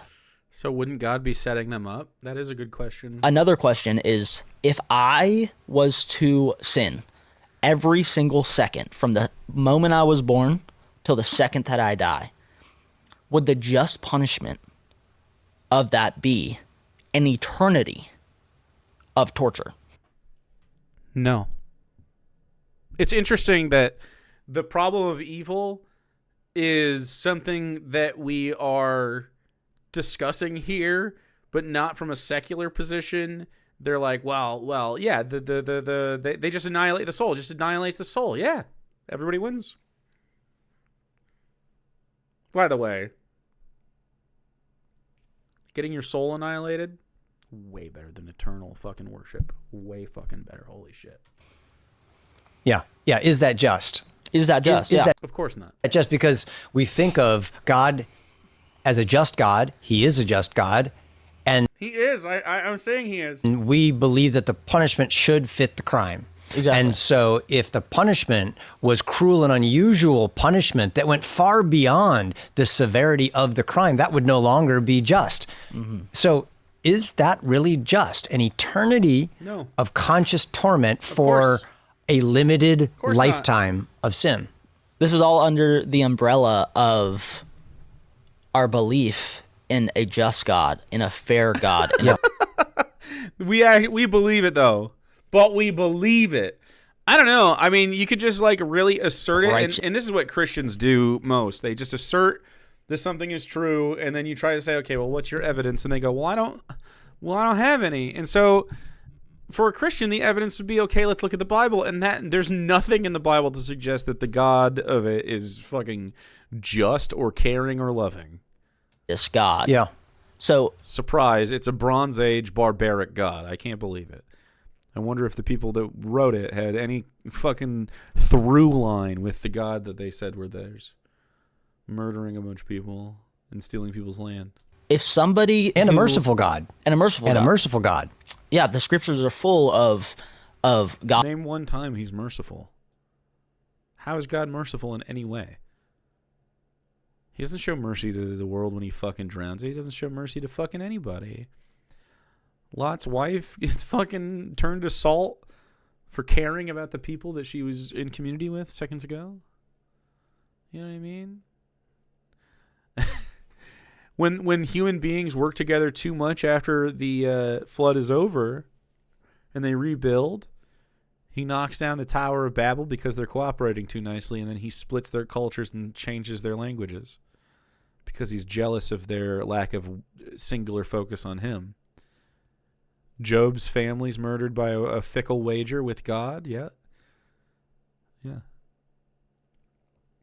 Jesus does curse a fig tree and some pigs. God's mercy, Yeah. and when people have turned away from him. Yeah, that's right. God limits his justice all the time in the scriptures. Right, the woman caught in the act of adultery, he limits his justice, which would have resulted in her death, and says, "Neither do I condemn you." Jesus said, "Go and sin no more." Just the fact that you and I are alive right now is the limiting of God's justice. He didn't give us what we deserved; He gave us mercy instead. But back Did he, though? to the topic of What we deserve. You're saying we deserve... But listen to yourself. You're saying he doesn't give us what we deserve. Endless torment for adultery? For thinking someone's good looking? You know? What? Who cares? the ultimate punishment of the unsaved wicked. Yeah, and I think due to our other conversation we had about degrees of sin, I think we came to the understanding that it'll be worse for some on the day of judgment than it will be for others. Yeah. It says it'll be worse for you, Capernaum, than Tyre and Sidon on the day of judgment, because if the miracles that were done here were done there, they would have turned from their wickedness. Yeah, right. It'll be worse for you, those who cause one of my little ones to stumble on the day of judgment. There So seems to be degrees of judgment and punishment for the severity of your sin. Exactly. So if you believe in eternal conscious torment, are you saying that the barbecue is going to be turned down for sweet old grandma who really didn't do much bad? She just wasn't a Christian. And it's going to be turned up for someone like Mao or Hitler? Mao or Hitler. Wow. Okay, sure. Who weren't Christians either, but did they horrible, still- wicked things like Exactly. Way worse than Granny, that's for sure. off the charts evil. And if you believe that that's going to happen for eternity, Is that Is he trying to deconvert his dad? even just for someone like them? exactly. So I think it's a valid question. It is. that It's a huge question. we should. Hitler was a Christian? For sure. He loved Christianity. He thought there was power in it and there's artifacts to find, and he was on a little fucking quest of, spreading himself in that throughout the world. A huge question. And if we can't answer this question well, then I think we give fuel for the fire. We give ammunition to the enemies of God to say your system is a bunch of bull. Your system is terrible. Not even you believe what your own Bible says, or you believe it, but you don't know why, and you can't explain it, and it doesn't make any sense. Yeah. Yeah, and I think if we're going to talk about the final fate of the wicked in hell, I think we should also understand what hell is, because there's a bunch of different types of hell in the Bible. For instance, Interesting. Why is he acknowledging that there's different types of hell? Is his kid actually an atheist, though? since number one, there's Sheol, I was gonna which say is essentially the resting place, the waiting place. Then there's Hades, which is the realm of the dead. And then there's Gehenna. Okay, so these are... this is due to the cultural time in which these topics are being discussed and the authors of the written works that you're reading. So obviously there's not going to be a straight through line. So these are just cultural ideas of like literally different cultural types of afterlife. Because these all have different rules and functions within their own lores. So, which is where the wicked actually are punished. All right, James. So right now, this is really fascinating. I just want to double click on some of these things. You brought up three words, Sheol, Gehenna, and Hades, that are Hebrew words and Greek words in the Old Testament and the New Testament, and they're often translated in many Bible translations as hell. All of those words, even though they actually mean things that are slightly different depending on which word you're talking about. So Sheol, that's the Hebrew word in the Old Testament, and it has a Greek parallel in the New Testament, which is Hades. Hades and Sheol, think of those as kind of the same thing. oftentimes it's like life just continues. There's toil, but it's like a little bit worse and dour. And like you're just sort of like waiting. Hades and Sheol is what? It's essentially the grave, it's the holding place, and the realm of the dead. Right. It's right. The wicked will be turned into hell, into Sheol. And then we have... No, not just the wicked, the dead, all of them. Pretty sure it's all of them. You have to go there first no matter what. The word Gehenna, which is a different Greek word, and that's describing something really unique in the scriptures, which is the Valley of Hinnom, or the Hinnom Valley. And that was used as a illustration of destruction and judgment. And it was actually a real place outside of Jerusalem, which was often described as a burning landfill, a burning refuse waste site, where you had corpses, you had burning trash, you had human and animal waste there. It was just a site of a landfill? Absolute horrors and filth, stench and destruction. And the old tire fire, good old burn pit. That is also translated as hell in the New Testament. I think there's another word too, Tartarus, which is in there too, and there's a word for the pit. There's outer darkness. Then we get into the lake of fire.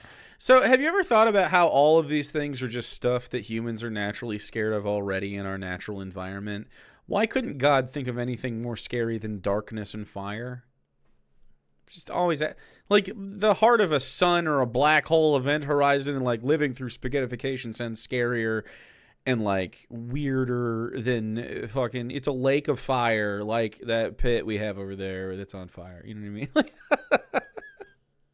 I can think of things worse than that. Like what if he he could give you the bends? How does fire accumulate into a lake? Well, I'm fine with liquid fire lake. That's at least really what I thought it always meant is that's just all fire. It's all fire. Not actually like liquid, but maybe. Which is also found in Revelation. So all of these words, and many of them are just... You can just feel tortured. Yeah, you wouldn't even have to actually do it. I have no mouth, but I must scream type shit is also more interesting. Like, yeah, I just don't think this lava, not even lava, plasma, burning. You're in the heart of a sun, and you feel everything burn away, and in the second you're gone to the last atom, you get put back, and it just keeps happening. You could just keep going. I don't know. Called hell in English Bible translations.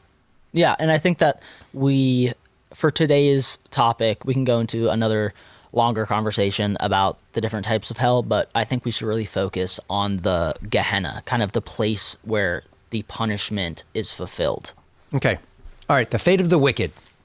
The final punishment of those whose names are not written in the book of life. Finally. Judged for their sin by a holy God. Yeah. I want to hear what your opinion is, but before we do... Oh my God, a fucking honeypot? Oh my fucking God. Shut up, shut up, shut up, shut up, shut up, shut up, shut up, shut up, shut up, shut up, shut up, shut up, shut up, shut up, two fucking ads. I want to hear your opinion. You're a really good thinker, and you're a really good thinker. I want to know your reasoning for your position, but I need you to go to the Bible for me. I know you researched it. What does God's word say about the topic? That's what I'm here to tell you. Okay. Matthew 10:26-31 says, "So have no fear, for nothing is covered that will not be revealed, or hidden that will not be known."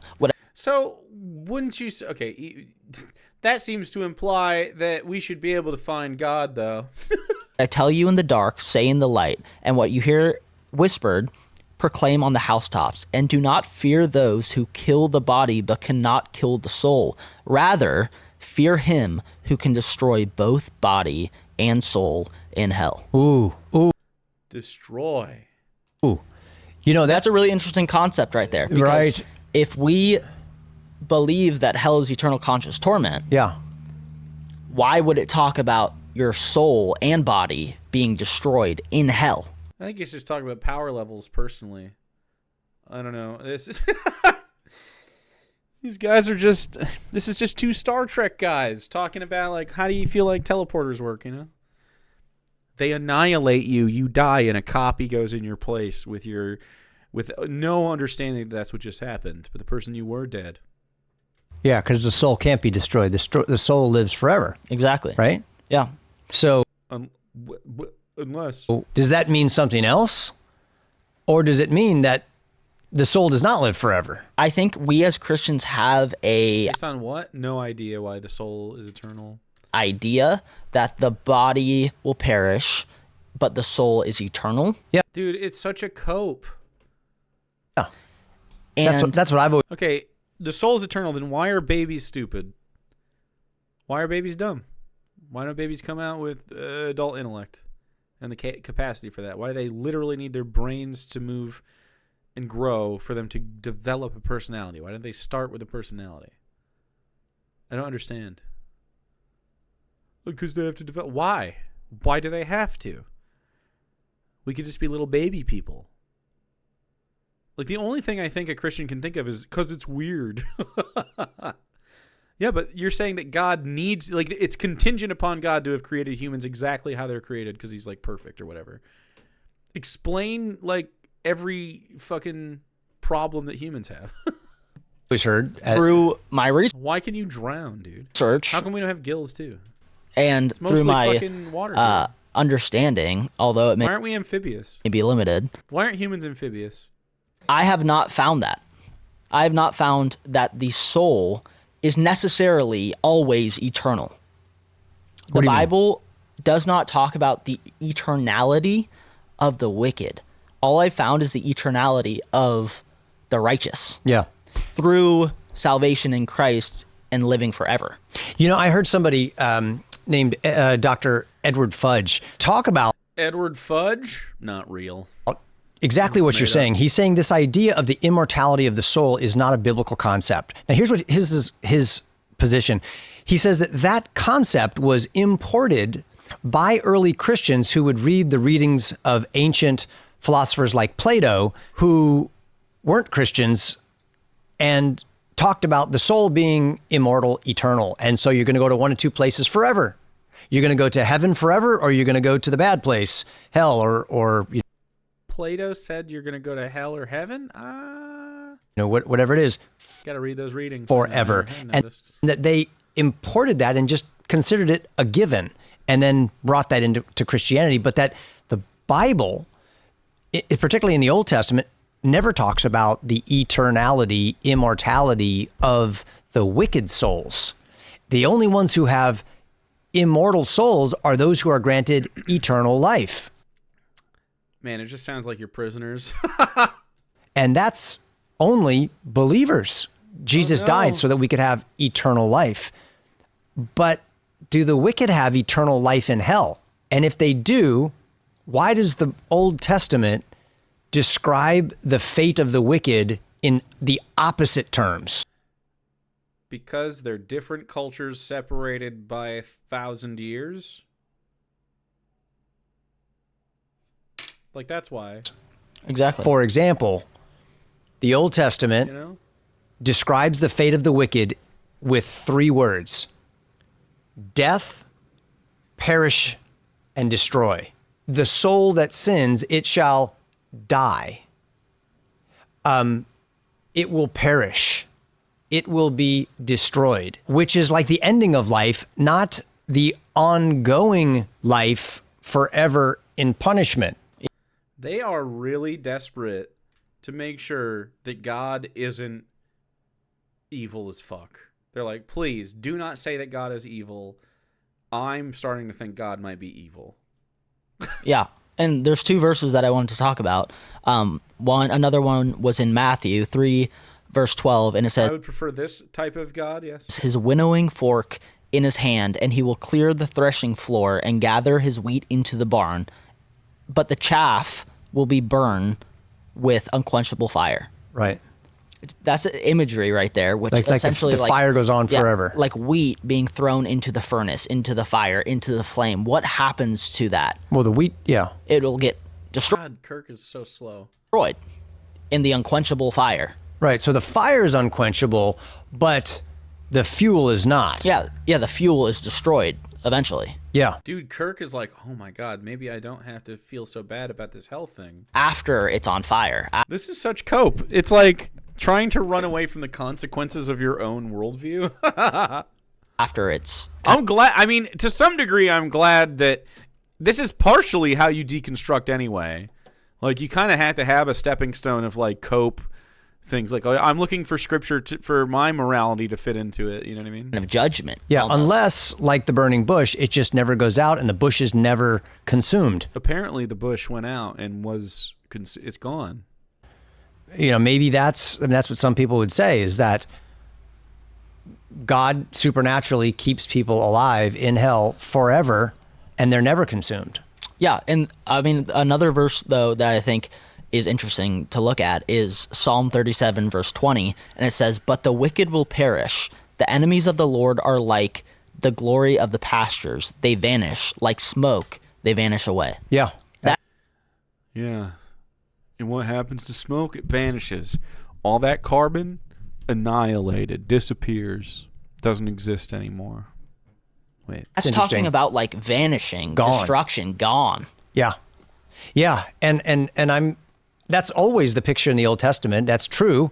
When you look at God's judgment upon individuals or on nations, cities, empires, he says they're gone. Like, the symbolism is scorched earth, destroyed, Evil? That sounds evil. gone, and their name is remembered no more. You know, the jackals and the owls will come and inhabit their land, and they're not coming back. Mm-hmm. It's like forever, which really is a better description of dying, of perishing, not being granted eternal life so that you can be tormented forever. That's like, that doesn't seem to fit. Yeah, and I think a lot of people don't connect the dots all the way. We hear the words unquenchable fire and the lake of fire that never goes out or something like that, and then we equate that to us in that, or people in that, and being there a soul forever. that lasts for eternity. Exactly. Yeah. Well, here's this passage here in Matthew 25 that always freaked me out. Jesus said, "Then the king will come to say those on his right, 'Come, you who are blessed by my Father, inherit the kingdom prepared for you for the creation of the world.'"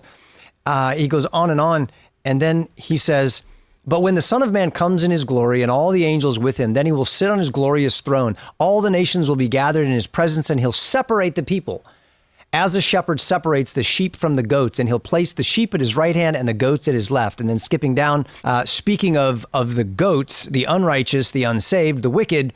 Goats are bad? I like goats. Goats are cute. What the fuck? You like goats and sheep? He says, "And they will go away into eternal punishment, but the righteous will go into eternal life." And so the argument goes, there you have it. Whatever it is that the righteous are going to, which is eternal life, which is life that lasts forever, the opposite is true of the goats, of the wicked. It's punishment that lasts forever. Okay, so sounds like your God's evil. I would love if Christians had the confidence to talk to people that didn't believe in this. Like, how do you justify this? That's evil, man. Your God sucks. Luckily, it's not true. Continues not to be. Like, why does the person you love most deserve eternal torment for not finding the lack of evidence in God compelling enough to believe in it, you know? And so there you have it. Is that the opposite? What? The opposite of life is what? Well, I would say death. Exactly. That's what I would say too. But here, the contrast is, and the wicked will go away into eternal punishment, but the righteous will go into eternal life. Yeah. I think the question there is eternal punishment also punishment while being alive, or is that eternal separation from Christ? I actually think this is a really good argument. I think it's a really good argument. Eternal separation from Christ by not existing at all. Okay. All right. So, yeah, we don't have to watch this whole thing. I think the conversation is more interesting when Christians have to talk about whether or not that's unethical for God to do. Whatever. Christians love punishment and shame more than they do others. Oh, yeah. Oh, yeah. I think it's scarier to be eternally forced to be around Jesus than it is to be eternally separated. I'll take my separation, please. Thank you. I'm good without just being forced to spend time with a guy for forever. Yeah, I'm chilling on that. Thank you. Thank you, though. Oh, thank you. Please. No, please, I have my own at home.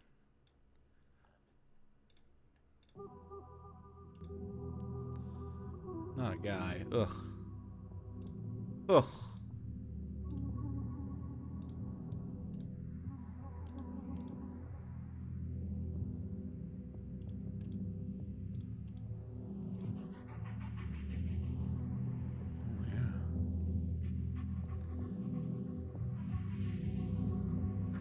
You think we'll? Yeah, I don't think that's it. Could be it, but I don't think so. Boom, boom, boom. It would also be fucked up. I mean, I guess Earth could be hell and if it's eternal, then you just live again, and so reincarnation's true. And so eternal suffering is just having to have a body and exist. And trying to do that. But some people have a good time, you know? I have an okay time. Eventually we will end, right? Is that bad? I don't know. I don't think so. Thankfully deconstructed, but I remember all the guilt and shame that was forced upon me. Oh, yeah. Thankfully, I didn't go through any of that shit, but having experienced pretty much most of my career on this internet thing, the experience of deconstructing Christians, that's what I am told most. Fear and shame. And guilt.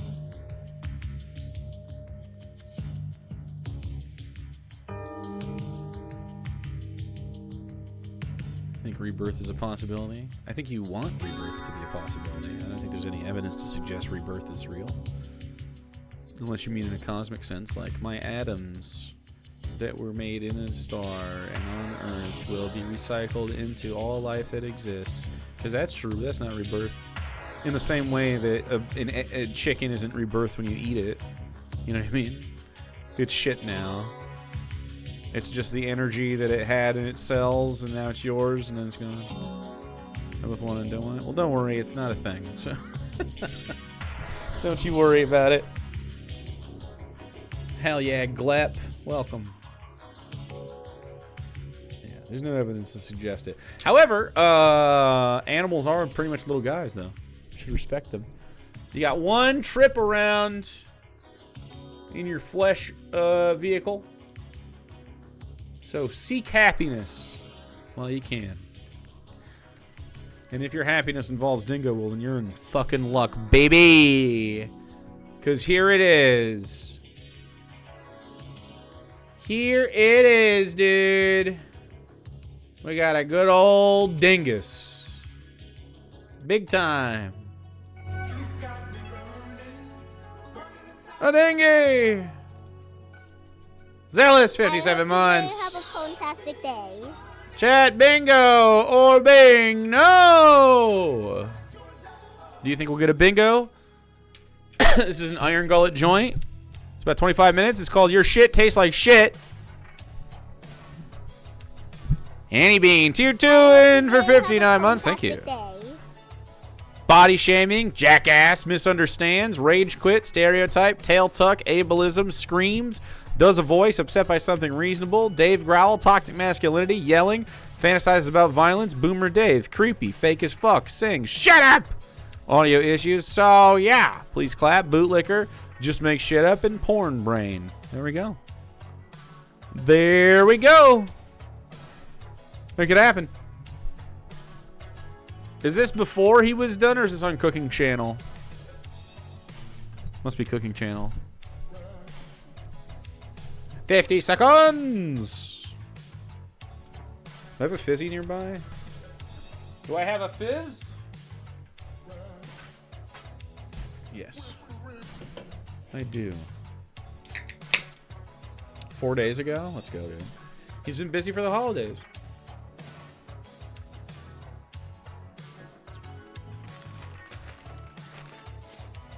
Me too. All right, 20 seconds. Bet your Bing guy.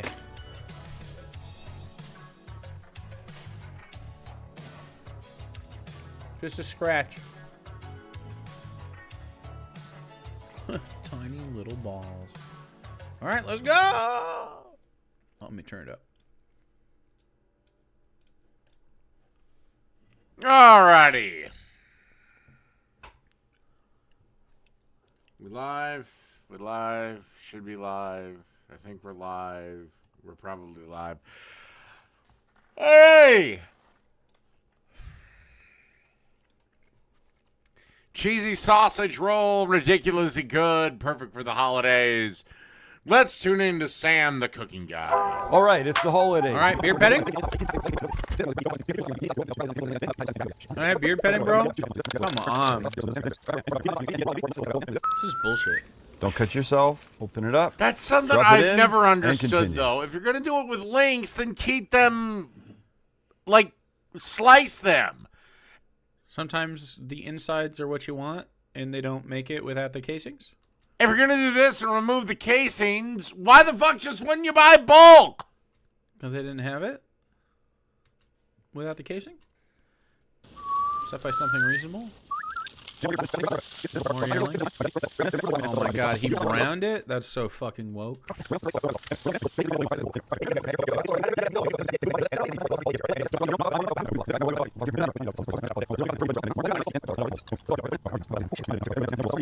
A strong bowl? I already have a games Cheesy sausage roll? Okay. and beer channel, but I've... Is he a boring on here? No. I'll probably just keep it on my new channel. Your new channel? You mean the one where you don't make any content?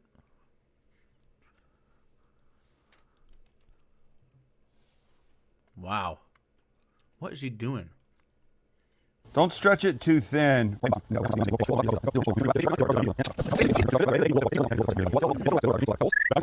Probably poke it, did he? Oh, strombolums. I say that's fucking tits. Yay. Speaking of tits... Oh, good. Creepy. A sandwich?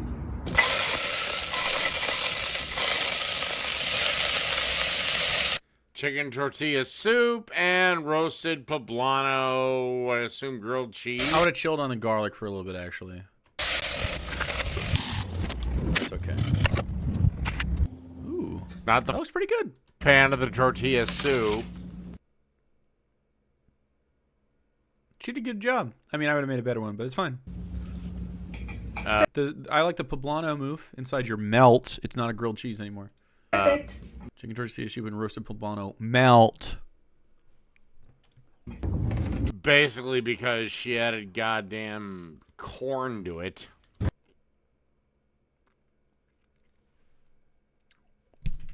Rent free.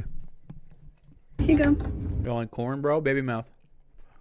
I don't have it. Well, that's wonderful. I'd rather just stay on this image. Do I have more creepy stuff? Anyway, now let's move on to... It's not porn brain yet. This, You who have to say has the porn stuff. cheesiest pizza. Easiest pizza. Did you just watch an ad? Or did you just watching this guy eat pizza from a place? Who got the cheesiest pizza? Starting with Little Caesar. Hey, can I get one of your Watches it twice. cheese? Alright, so that was part of the video. Whatever, I don't care. Wow, I don't care. Now we get to see me get angry Yay. because I have to deal with cooking with Jack. Yay. All right, after this video, I'm going to put a poll in the live stream. Yay. What's it going to say, dude? You want me to do Jake's response to my video? Jake! 'Cause Lord knows he just doesn't know when to fucking quit. When to quit? Quit what? No quarter, bitch. No quarter. Or shall I do barbecue pit boys and my response to their video? I actually think he's so boring with barbecue pit boys. Anyway, start. I hope I win. I hope I win. Let's go. I hope I win.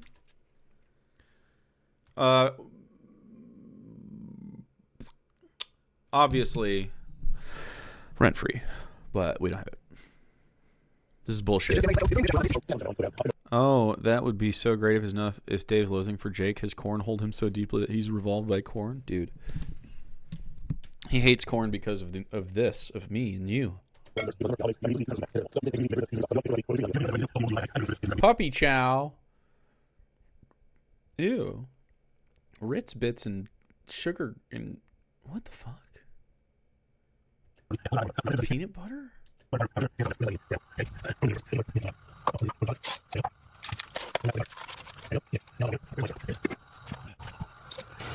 Oh, it's gonna take a minute for everything to start melting. Boomer Dave? Then What is happening, man? there you go. Kind of get an idea what it's gonna look like. Great, yeah. Wait all. Yeah, can you wait a minute for the butter to melt if you're going to do this? Why? The butter's melted. Get it all blended together. A lot of energy today. Then bring it over to the. More energy than your fucking mom had last night. That's a self-own. What? Pretends to fuck. Also, your mom doesn't have any energy. What? Your mom does not have enthusiastic sex with me whatsoever, okay? Definitely a please clap. Your mom, when she has sex with me, does not like it. Fucking owned. Island where the bowl of Ritz Bits is. Iron Gullet, no! Alright guys, now just pour. Be careful, damn, don't worry about the video. Wait, Gross. so you're This is pouring the disgusting. chocolate mix over Ritz Bits cheese crackers. Peanut butter? That's better, I guess. Peanut butter makes better sense. The only way these things are going to stay together is if they're individually dipped. If you stir What? I don't agree. I just don't like this kind of shit. You can eat it if you want. them around, the two Instead of baby mouth, you put Jakey mouth on there. Jakey mouth? I don't like sweets. little crackers are going to separate. Benefited! I hope you They guys said have 21 a months. fantastic day. I think you could just... I actually think you could just fold this. It'd be fine. And most likely the cheese, whatever the fuck it is going to separate. So this is going to be bad. The powdered sugar. You're going to throw that all over the top, and then you're going to fold that in, and then you're done. What am I And seeing? then we're going to lay it out on a cookie sheet Fake as fuck. with parchment paper to cool. Not right now, but once we're done folding it in. What Okay? am I looking at?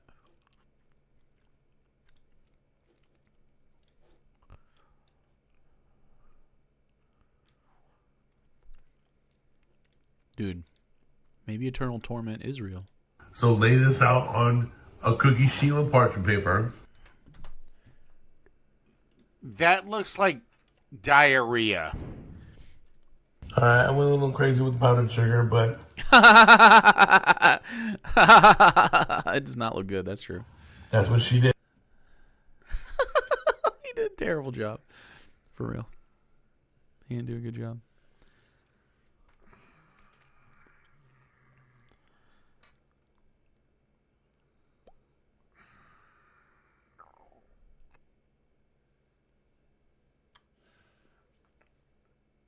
Is there any evidence that the stroke made Jack functionally retarded? Ooh, ableism. Let's go. Because If it did, I'll let this slide. If not, I don't have the energy to get through a sentence. what the fuck? What is this? It looks like shit, but I'd rather eat this than the lasagna Dave just made. Usually you can put it in Because I know what this tastes like. This is soggy Ritz bits with too much chocolate and powdered sugar on it. You know. like once the chocolate's been adhered to the Yeah, that looks like he did a bad job. bits, throw it all in with powdered sugar in it. Most of the Ritz Bits don't have the chocolate adhere to it. I don't want Dave to talk about uniformity to anybody.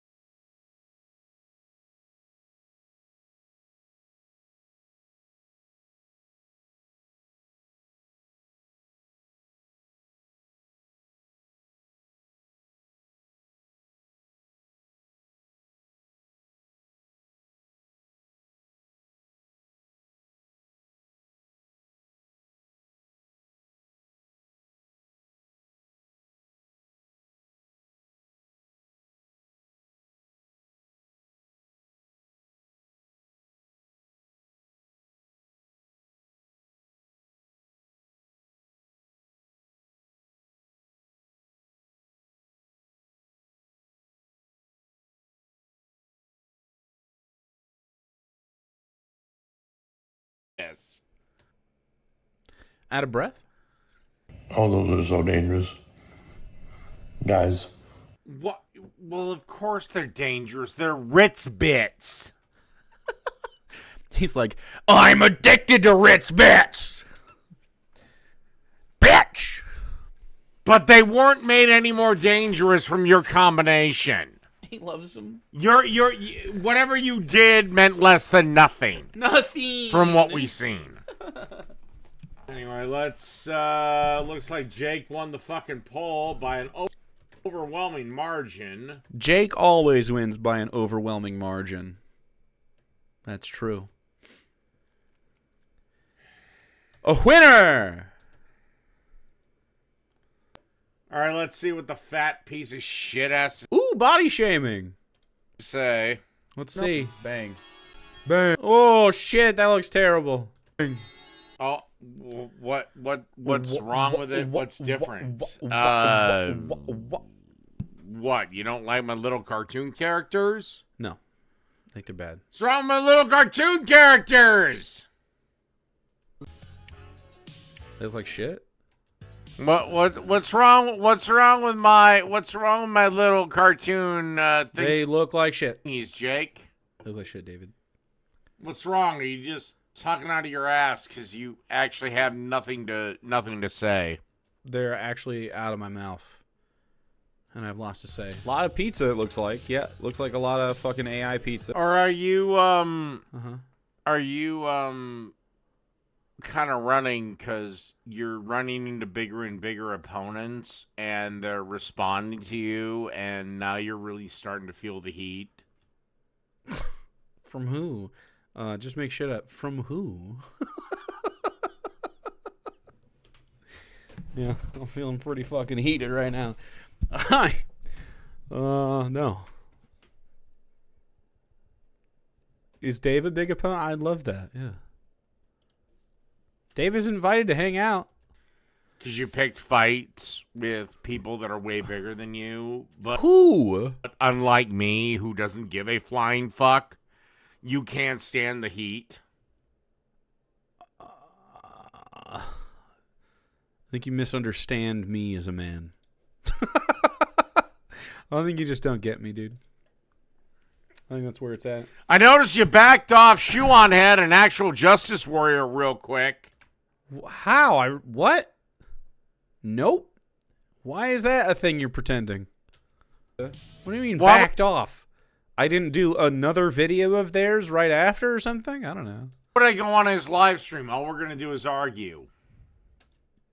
Why? You could just agree with the things I'm saying because I'm correct. That'd be easy. Why would I bother? Because you're a coward. Duh. Ball fudge. I'm owned, I guess. I noticed Jake doesn't try to talk to Shoe on Head. I noticed Jake. What do you mean? She's literally been on the channel before. She's invited. She blocked me on Twitter because she's a fucking loser. That's all. She can't handle any sort of pushback. She doesn't like that. She doesn't like criticism of herself. Doesn't try to talk to actual Justice Warrior. Out of breath again? I've invited actual Justice Warrior to talk. He is also a coward. I've talked to him in person before. I've defeated him every single time he's been on a panel with me, for the record. He's been destroyed by me. It's very funny to have him on a panel when I'm there. Astral Calico, thanks for the raid. I hope you had a wonderful stream. I didn't do the YouTube feud thing. What YouTube feud? I don't even understand what that would mean. Who does live call-in streams, by the way. Whatever he thinks is going to... I don't think duh is quite a whole voice. Work with these is going to work less. Great. Well, I'll take your subscription. I'll take your suggestion. You write it down on a piece of paper. Oh, we're on station. Thank you. It's cold. You want me to mail you a suggestion or something? I'll take that piece of paper, then wipe my ass with it. You're going to wipe your ass with a... Okay, sure. You're going to wipe your ass with a piece of printer paper? That sounds about like where your hygiene standards are anyway. I don't know. Fucking owned, I guess. I'm going to wipe my ass with a printed out piece of paper that you mail to me in the mail with a letter. Lovely. I just don't think... Mashy tates? Anybody mashing some tates? What do you think about a smoke check? I think that sounds pretty fucking delightful, sir. I hope Half Sack tells me to do a Dave Proof layout for this. Otherwise, I won't have. So, Half Sack is our only hope in the past. I think it worked, though. I think I remember this. I think I remember saying something about it, like I'm trash. God, you are such a smoking fucking little joke. pussy beta cuck a little bit. bitch. Oh. Okay. If I'm such a pussy beta cuck bitch, why don't you come face me in the kumite? Face me. But you won't. You don't have the stamina. You don't have the intelligence. You don't have the wit. And you don't have the goddamn balls to face me.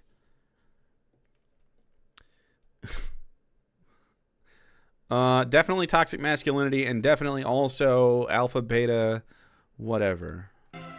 Hit me with a whack-em. Hit me with a whack-em. Welcome to Dave. Welcome. Pretty good. I'm not going to take the time to read his AI descriptions anymore. We read the one. It worked. Hashtag did it. They're not even good descriptions. Look at that guy hydrating. Smart. AI is poop. AI is poop. Because with your powerful voice... I'm sorry. Let me reread this. Because with your powerful voice and confident personality, you will bully and talk over him until he has to run away. That's right, I will. I'll just bully him. I won't hear him out at all. AI is poop. True. He's right. And yet, on the YouTube algorithm, you better use it. No, I will never use AI. You'll never catch us fucking using AI for anything. All right. The thing you don't want to do with mashed potatoes is waterlog them. So boiling them way too much. Says a guy who's not a cook, not a chef, not at anything, won't even define, even to my own face, what his role was in the restaurant he said he worked at. I was a prep cook at the best restaurant I ever cooked at. I did prep and line stuff. I wasn't like the head chef or anything. Worked a brick oven fire pizza. It was also farm to table. So I'll go from my mornings. My morning would start, and I would walk out into the gardens about 6, 7 a.m., depending on when I got there, depending on what day it was and how warm it was, like the weather. And then so I would go out and I would pick like zucchini and all sorts of shit. Herbs in the herb garden, tomatoes, what else? We dug up potatoes. We fucking got onions out of the ground. We used the green onions from those. We had herbs. We had just so many things. Squash and, oh, man. Anyway, and then I would make things like, easy stuff like prepping pesto mayo, prepping things for the line. Most of the work was done because it was basically a grill. So we just had like slabs of meat that the head chef was already carving himself and dealing with. And so I did a lot of prep work, and then the bulk of the stuff was like working on the line. And so I would make like cornbread, I would grill steaks, I would I'd cook all sorts of shit. I don't know what to tell you.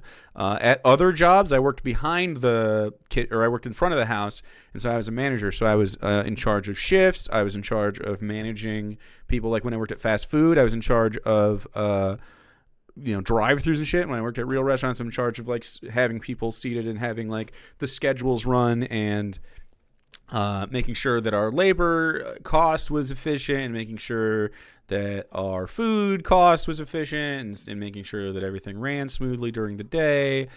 Sometimes that involved scheduling. Sometimes that involved ordering stuff. Sometimes that involved driving around and grabbing supplies from other places or covering people's different stations. I mean, it was a big job. A lot of being on your feet. So those are the jobs that I've had in restaurants. My favorite one was definitely the farm to table one. It was the one I worked at for the least amount of time. Most of my personal skill cooking came from that job and working at or doing stuff at home. So I'm a better cook now than I was when I worked at that place. I was in college still. I've been doing this for over a decade. And again, a guy I challenged repeatedly. Okay, the challenge is for you to come and have a conversation without rage quitting on my Discord while we're live on stream. There we go. That's the challenge, Dave. Big Dave Gauntlet Hours. The challenge is for you to have a discussion with me without rage quitting on my Discord, because we've tried your little call-in. It doesn't work. You don't have what it takes. To take a dish of mine, and it seems as easy as fucking anything. Okay, well, you made a lasagna today. I made a lasagna. I win. I throw out my cooking regularly. There you go. I made a lasagna. We're making lasagna. making lasagna. He says it. I make the whole thing. Bang, bang, you have bang. We got useful pasta. tool. You know, the colors, We're making a little bit of pasta. black. We got bechamel. We do the whole thing. Anyway, mamma mia. So I win. There we go. Challenge accepted and won. Cheesy garlic mashed potatoes.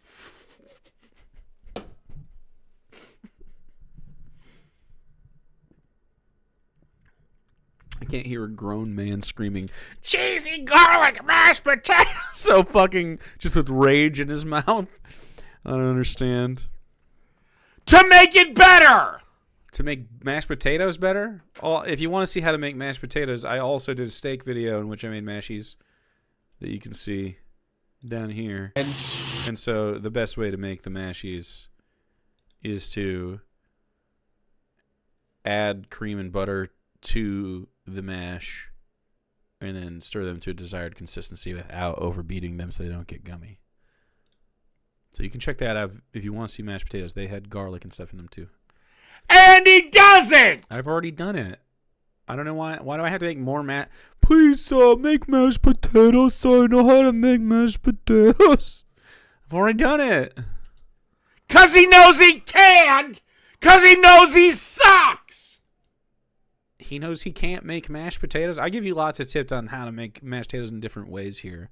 I'm more interested in like Daffinois or something. Like, I don't know. Or like a fucking crispy hashy brown. I'm not really a mashed potato eater unless I'm making gravy and want... Like, if I'm craving mashed potatoes and gravy, I'll make mashed potatoes. Otherwise, I never eat them. I don't know why I need to make another video to prove that I can make mashed potatoes when I've already done that. I don't need to eat them again. Or I have them sometimes. over like mixing them like in a mixer or something, and then they'll get gummy because the starch will get all up in there. True. If you want them to go even faster, cut them up into little pieces. You can be all haphazard about it. It'll go quick. Click the bell notification. Yeah, he's doing whole potatoes, which is crazy. Didn't want that, dumbass. Didn't want it. I didn't want my mashed potatoes to cook evenly and quickly, is what he's telling me. Which is fine, I guess. I don't think that's what you did want, though. I think you just didn't know that you could do that. Also, if you want to take the time to do a bunch of them, I also find it pretty easy and nice if you like potato skins, or if you don't, you can just do it this way too. Roasting them is also pretty nice, and it avoids a lot of that wateriness. Except there's one potato you can't do that with under any circumstances, even if you do roast them. You can't roast the potato? You're going to bring up what kind? Because it's kind of important, stupid. Well, what kind of potato? You can roast any potato.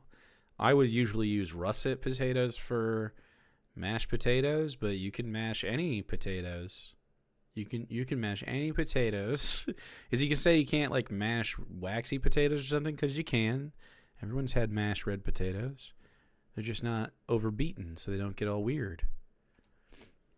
You can roast any potato for sure. And I find you get a fluffier situation if you roast them, push them through a little rice. Yellow potatoes, that's pretty waxy, right? See, I prefer a russet potato because I mean, like for a baked potato, for French fries, it's just a really versatile guy. And then add fat to them. It's pretty damn good. And it adds more of a potato-y thing. True. Well, if you push them through a ricer, you're not going to get skin on mashed potatoes, now are you? Well, I know that he's not capable of listening. Doesn't listen. If you can have them with or without the skin. If you want to scoop the skins clean, you can put them in a ricer and do that. The ricer won't allow the skin to pass through. I mean, you could definitely, if you wanted the skin to get through, you could make that happen. You just need to make it a form factor that would allow that to happen without it being contiguous. So you could take the time. So yeah, you want to know? So yeah, bang. Are you gonna bring up the one potato you absolutely can't do that to? Can't do what to? Why should I bring up? You're using russets, right? Why do I need to bring up a different potato? Or are you just gonna do your stupid bullshit? I don't know what he's talking about. And if you're a baller and you want to keep the crispy skins and then fill them with your mashed potatoes, I mean, then do that because it'd fuck. Everyone would be like, oh my god, you made delicious tater skins. Yukon Gold's amazing. Oh my god, it's almost like you don't know what the fuck you're talking about. Delicious. I do know what I'm talking about when I say I like delicious potato skins. I think I would know best of anybody if I like them or not. Jake, he's just I've upset. reiterated this challenge about 1,000 times. Anytime, anywhere, me and you. I don't think you're agreeing with that. Thursdays, in perpetuity, forever. I challenge you to spend time with me on stream, doing any number of challenges, including but not limited to Baldur's Gate and just chatting and making your stupid little cooking things. I'm fine with that. And I will taste your ass. You'll taste my ass? Damn. I've seen your cooking videos, sir, and I found them wanting. I bet you do want me. There's a reason you haven't uploaded on actual cooking for over a year. I lost access to it. Maybe that's what... And I'll make another one when I'm done with my book. Jarlick does... Or maybe before that, but probably after. To your pronunciation of it. I'm writing a book, man. I've written too many words. I've written too many words of a book. Let me see. This is without all my... This is everything that's finished. No work in progress. What's my word count with no work in 130,000 words. With nothing that I've been typing at already. That's my finished product so far. I don't think Dave can even speak that many. Okay, so all you're doing is just Does your going channel get hacked? No. after some pathetic... You're just going after how I pronounce something. What? I'm not going after it. We're all intrigued by nothing and stuff like that. We're all intrigued. Okay, so not an argument. Oh fuck! It's not an argument on You know I'm gonna beat you on this. You know my dish is better than yours. I'm So better than you. You're just trying to go with how I pronounce something. Okay, fine. I don't care. I don't know. The red in your face suggests you might give a shit a lot. I also... Sarah got me these really cool silicone thingies for this part. Or like lids, hot lids that you get on... You mean the silicone thing meaning your cock cage? Do they make silicone cock cages? What would that do? Couldn't you just still... If it's bendy, doesn't that doesn't that defeat the point?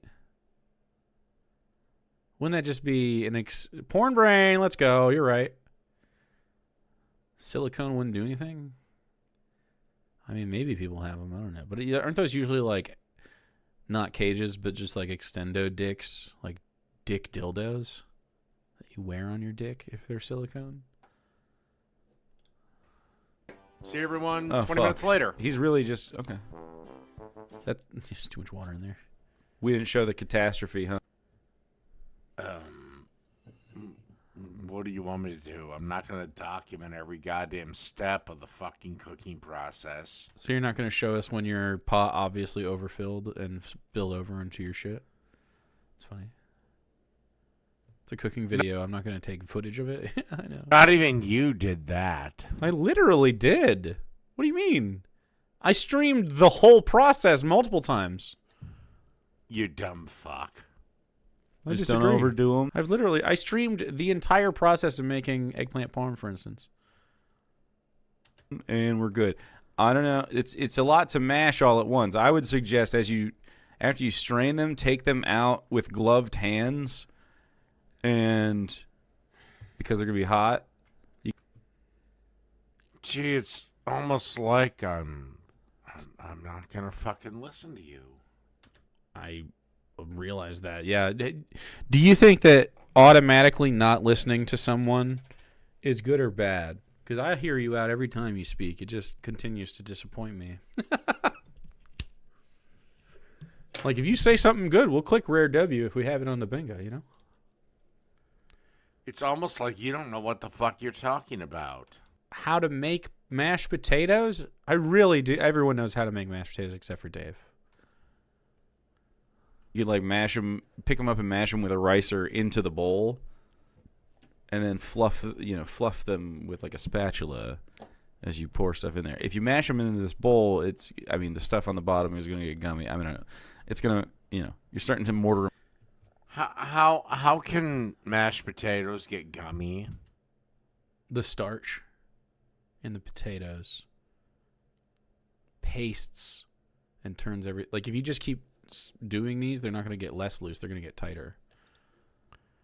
You want them, I assume, sort of in that between, depending on how you like them, creamy and fluffy, right? But not gummy. Gummy's past that. They're already designed for people that have nothing but gums!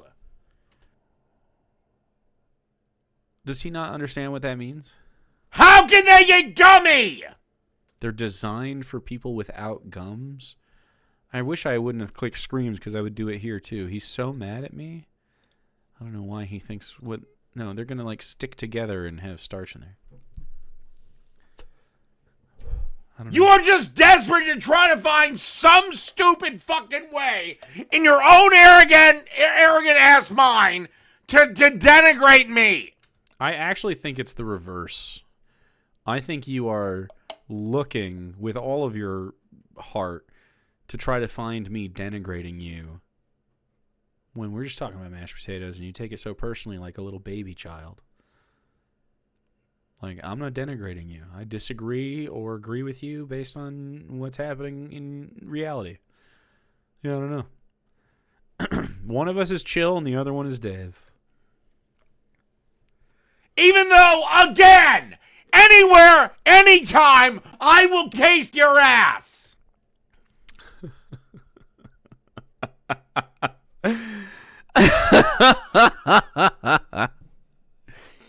Wow.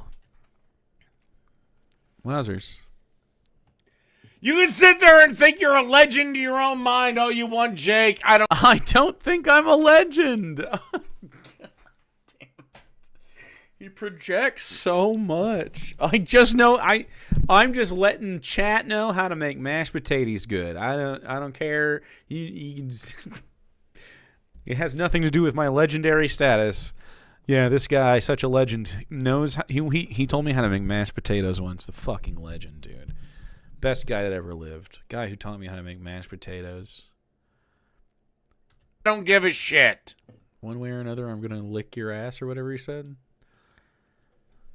But I know I can beat you. I know. A great way to do it is to take him out and let him steam for a little bit out of the water. Get a little bit of extra moisture off, and then put him in. So strain it, let him sit in the watch out. I'm gonna lick your ass. It's happening. Time to lick some ass. You knew the rules. Yeah, I don't know. You can submit it. I'll listen to your cut. Steam at the top. Get your shit taste. Well, how's he fucking gonna taste it, Thrace? Okay, maybe I'm extrapolating a little, but how's he gonna fucking do it? How dare you suggest he use a different way to taste it? That would make them softer. Didn't you just a minute ago say that I was making a product too gummy? Soft isn't gummy. It's okay. He doesn't know words. It's fine. A moose-bouche? When that product is mashed potatoes, which is fucking impossible. But now you want me to... Did you say mashed potatoes are impossible? Fake stutter square, please? Ooh, fake stutter is a good square.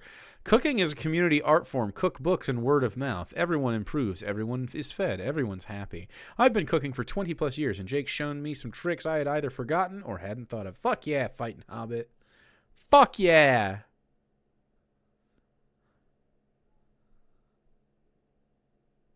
Steam it Now you want me to fucking steam it? Nope.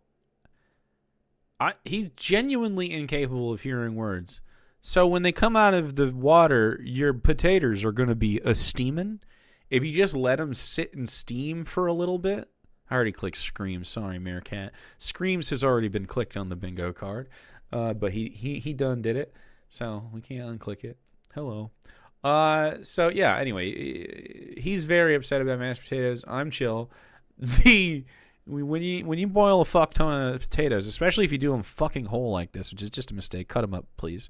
Rustically, it doesn't matter how they're cut up, just like in eighths or something, roughly even. It doesn't have to be perfect.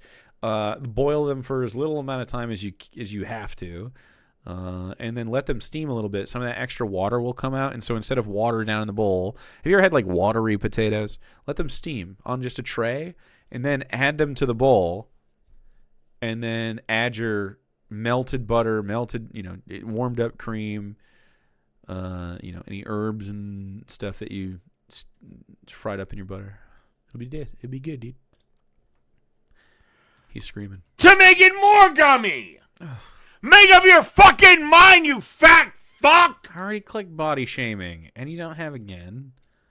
He's red in his stupid face. He cannot handle anything. I am giving chat tips on how to make mashies, and I promise they'll be tasty. Mashies are good. Together. Maybe a projecting square? It'd be too easy to click. You can melt butter and cream, a little salt, thyme, whatever. Garlic if you want. Off to the side in another burner on low. And then once you start ricing stuff in, once you get a little bit of a base of potato. Anywhere, any fucking time. He keeps saying that, but he doesn't agree to the times or places that I say is what I would like to do. Thursdays, on this channel, on Discord, we can talk. That's the place, that's the time. All right, buddy. I'll kick your ass. All right, let's do it. I guarantee you, your shit tastes like shit. I bet my shit does taste like shit. The best goddamn shit you'd ever taste.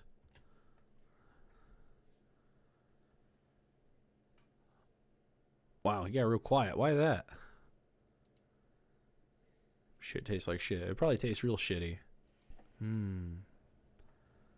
Real shitty. It'll be easier labor than I think. Oh. I'm happy for you, DJ Gundam. It's great. You guys are playing together? Fuck yeah. That's a good time. We're playing with our friends right now, too. Sweet. What the hell, Jake? I don't do drugs. Thank you, Citizen. Happy Friday, Captain. Thank you, Bravo Needs Bacon. I love it when people do the Streamlabs donos and use the Australian voice. But he's going to go through here, which seems to be like a mashing process, but we'll see. Oh, not an argument. No, definitely not. Did one of you do Dark Urge or did you both do Tavs? It's fun if one of you does Dark Urge and the other one does Tav. Ooh, including this. So whatever. So the powder you're just throwing in there is only going to get clumped onto these. Squeeze that garlic out into the mash. Super good. Oh, shut the fuck up. Would be good. And I have. Shut the fuck up. I've also boiled. So if you make garlic mash, if you want to, so again, cube up your potatoes in rough fashion, just like make them in eighths, cut them in half, and then make fucking 3 cuts, and you're good to go. Then when you're boiling them, throw in like as much garlic as you want, probably a clove per potato, I think. He said shut up, you're right. A clove per potato, if you want it real garlicky. Or to your desire, and then when just boil them. It'll boil in the water, imparting a little bit of their flavor in. Just do them whole. That's a bingo. Oh, it is a dingo. Oh shit! I didn't even see, dude. I didn't even notice. Let's go. Let me talk about this garlic for 1 sec, and then mash it in with your potatoes and rice it, and it'll just push right through.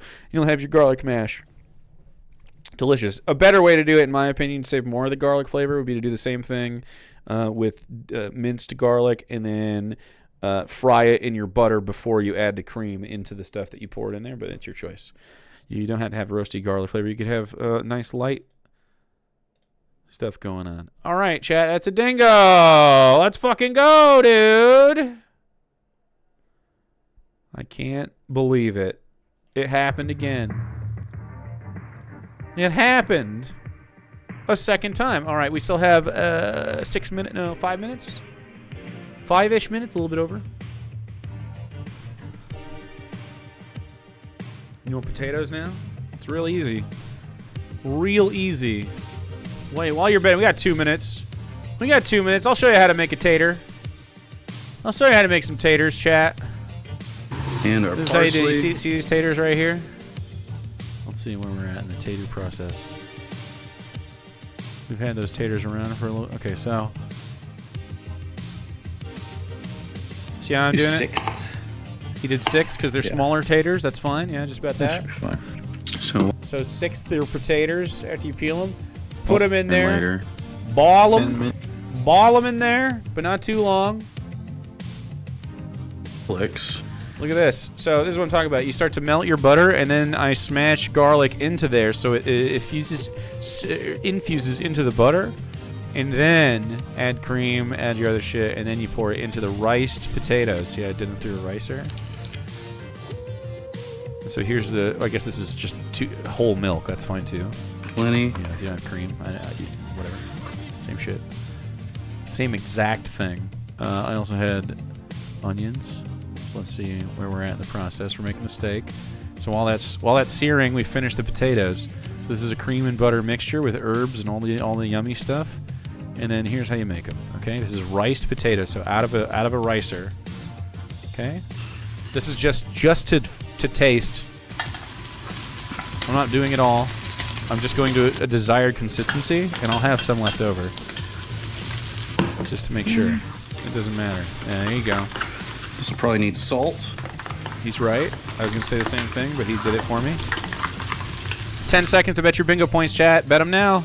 Bet them now. Sorry, got some Last call. See, I kept some of them because I didn't want it gooey. Let me just do the consistency. Right? And you see how it doesn't get gummy because I'm just using the fork here. You could use a tiny spatula, but this is before I got my tiny spatula. A little bit as they cool. And the fork is plenty for this, as you can see. It mixes. So you can see, like... There you go. Anyway, so that's how you make taters. That's it. It's super easy. So you can make them less runny than that if you'd like. I like them a little bit on the side if I'm not using gravy. If I am using gravy, I like something a little drier so it has, a place to go, but not that dry. I probably wouldn't use dairy if as much. I'd probably use less of it if I was getting a gravy as well. Or a tiny spatula, yeah. Silicone spatula. What the fuck? 1/4 cup of butter. I love him screaming at me over his Christmas fucking cooking channel. He can't even fucking deal with it. Half a stick. He's blasting in there. 6 cloves. It goes all over. It's on the table minced now. garlic. Oh my god, you are the most arrogant cocksucker I've ever fucking met. How? I think I'm pretty down to earth. I don't have many. I don't know. I don't have many expectations for you. I just added a 1/4 cup of heavy cream. Yeah, he did. This isn't actually not enough fat for all these. I guarantee you, if I did a live cook-off, he would win because he has he has a bigger audience than I do. What do you mean? It would be a taste test, right? You mean live? Oh, you mean like in person? But if I were to do a blind tasting, I guarantee you I would taste his ass. I guarantee you it. And again, Jake, I disagree. This whole actual cooking channel, which is right here, you haven't done dick with it in over a fucking year. Actually, I think 2 years now. NPC dialogue tree. So please, Yoda of cooking. Cooking. Will you kindly come back down like misses me. Zarathustra from the mountaintop, like Moses carrying the sacred tablets? Out of breath, Christian. And give us all some cooking wisdom. Oh, wait, no, you can't. And when you did, you cooked basic bitch shit. Okay, here's the challenge to Dave. Finish 10 of my cooking videos. Start to finish. And then I'll come back before I'm done with the book. If Dave finishes 10 of my cooking videos from start to finish, any of them, doesn't matter which ones, they have to be different though, then I will come back and make another cooking video. He can tell me to make anything he wants. I will oblige. From start to finish, 10 of them. After you're done mixing it, then if you want cheese in there, go. Sure. I wouldn't. No, it's before you mix it. You mix it with it, you stupid fat fuck. Why am I the fat fuck when you're pouring bag cheese onto your shitty mashed potatoes? I feel like one of us is doing fat fuck behavior and the other one is a refined gentleman. Mix some cheese in there, personally. This is just not how to do it. That does a voice? No, it's before you mix it. You mix it with it, you stupid fat fuck. No. Mix some cheese in there. This is just not how to do it. To mix it.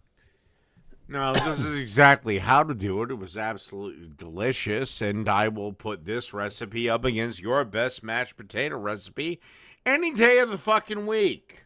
All right, and then you'd lose. Any fucking day of the week! Thursday evenings on my channel in my Discord. I'm available. You purple-haired cock! I don't have purple hair, and I'm not a cuck. These are two things you have wrong. It was fuchsia-ish before. It's all even close to homogenous. You're going to have to gum it up. Cream? Yeah, that's Clown Royal, dude. Yeah. Then you just Oh, no. These are going to get really, really want gummy. to get a hand mixer. What is this gummy thing? Yeah, I guess you don't know words. What, they can be eaten by people with no teeth? No. Gummy. What? Like they gummy. Slimy even. Goopy? Yes! Yeah, he's really dumb. Spinning it. Oh my fucking god. It's going everywhere. What a problem. For whatever reason, you're... My god. Again. Where, anytime, I will happily meet you in a battle. Thursdays on my channel and my Discord. In a blind taste test. I'm just going to repeat myself every time. Thursdays on my channel and my Discord. I know you'll never accept. Thursdays. I know for a fact you'll never fucking accept. Thursday. I would love to live stream from your kitchen. I'll live stream from mine, and we can have a cook-off.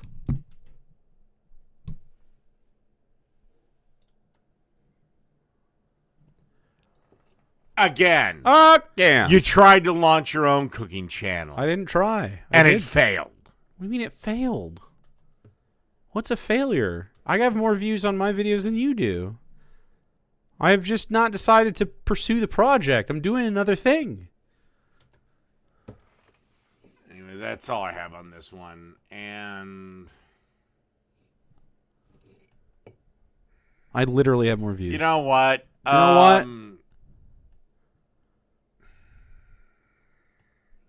Dude. This week's been a little bit brutal. So, well, fuck it. This week's been a little bit brutal.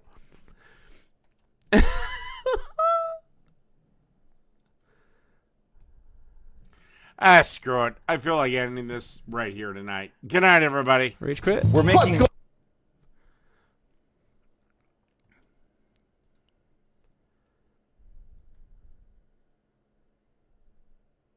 So I never thought I'd say it.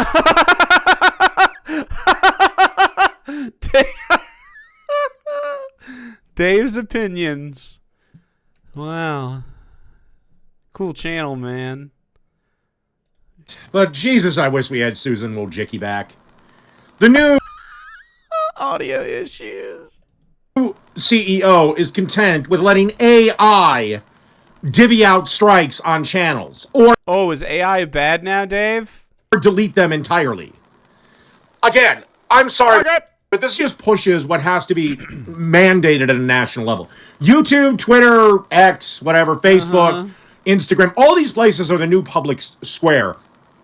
And I don't give a flying fuck what other countries' laws say. All these countries are American-based, so basically every other country can go shove it up their ass. You know? Oh, you want to do something? Challenge me with your army. Oh, you don't have one, or at least not one that can challenge the United States. Look at his fucking face. You can't challenge the United States. You know what? That's actually a stereotype about the world's militaries not being a threat to the United States. That's crazy. Definitely there are threats. We could be fucking killed. All it would take is some teamwork. That's a dingo. I can't believe it. I can't believe it's a dingo, dude. Holy shit. Yeah. Okay, now, with a minute left, certainly he's not going to be a bootlicker or sing or do a voice or say jackass. He's not gonna. There's no way he's gonna.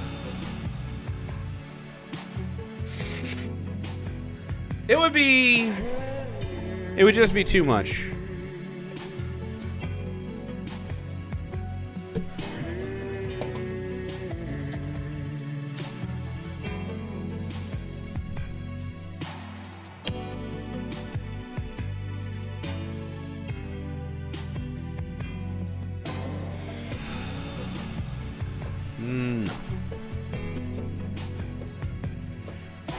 Not bootlicking yet. He's trying to butt lick. That's really where he's at.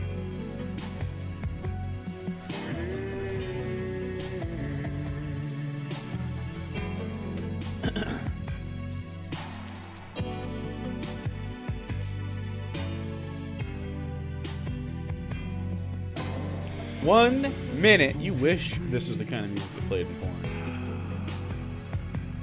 I wish it was this good. It's not.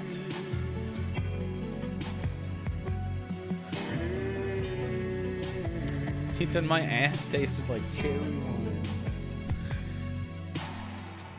You know, Dr. Randy has had a bottle of cherry wine since we all took a vacation together that we have not cracked open. Maybe we ought to this Christmas. Put the cherry wine in the fridge, boys.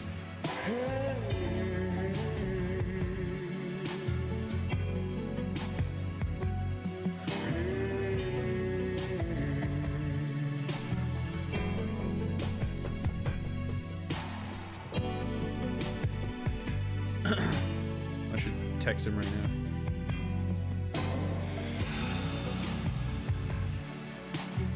Your daddy said that my dick tasted like cherry wine.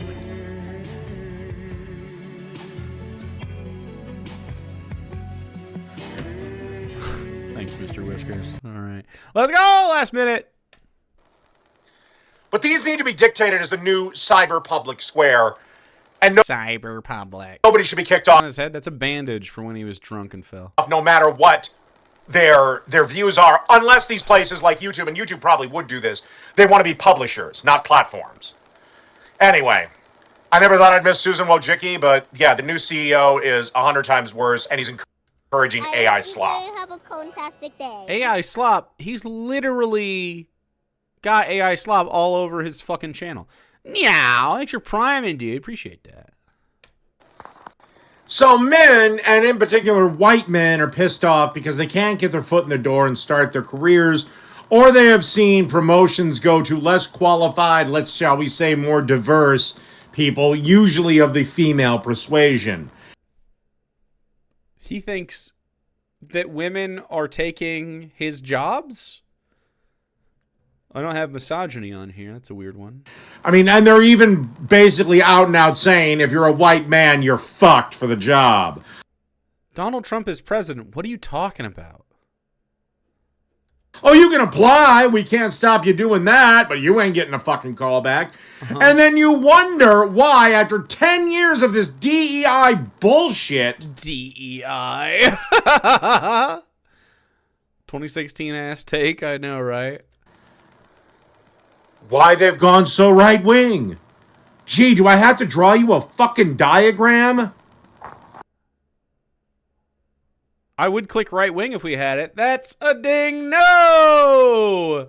The knowers come out at the end with a little consolation.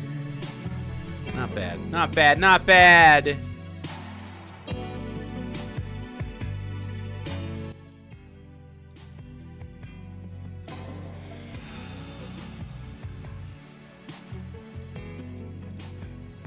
Pretty good.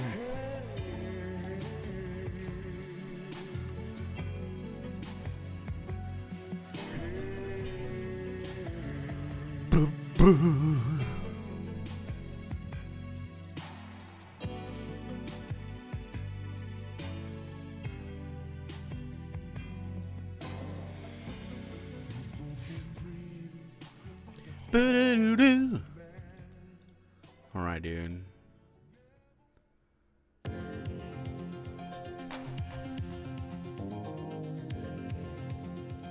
AI made Dave a Susan?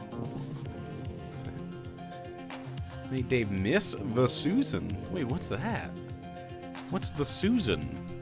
Wojcicki? The Susan?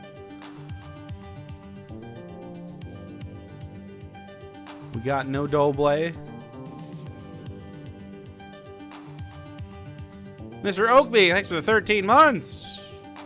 I hope you guys have a Is there anything good on the fantastic winter day. sale for Steam? Or no? It's headbanging fucking carp or some shit.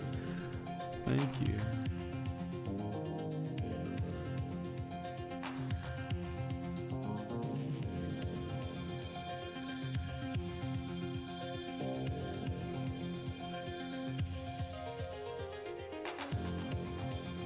Hell yeah. Dispatch? Fuck yeah, dude. Dispatch is good. I played that. Also as well. Also.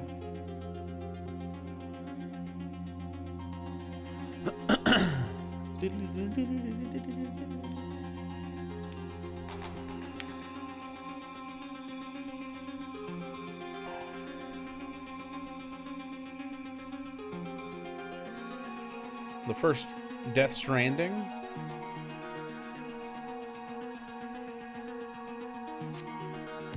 Death Strander. Control is $6. That's a pretty good game. Probably better on PC than console on account of the way it's played.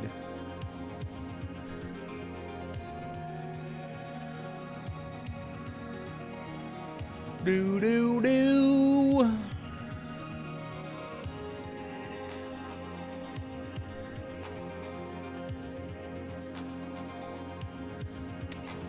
Anything else? All right. Control spin-offs are coming? Like in this, there's the one Control game that's coming out, but are there more than one spin-off? Where there's a male protagonist this time? Which is not woke. That's how you can tell it's not woke anymore.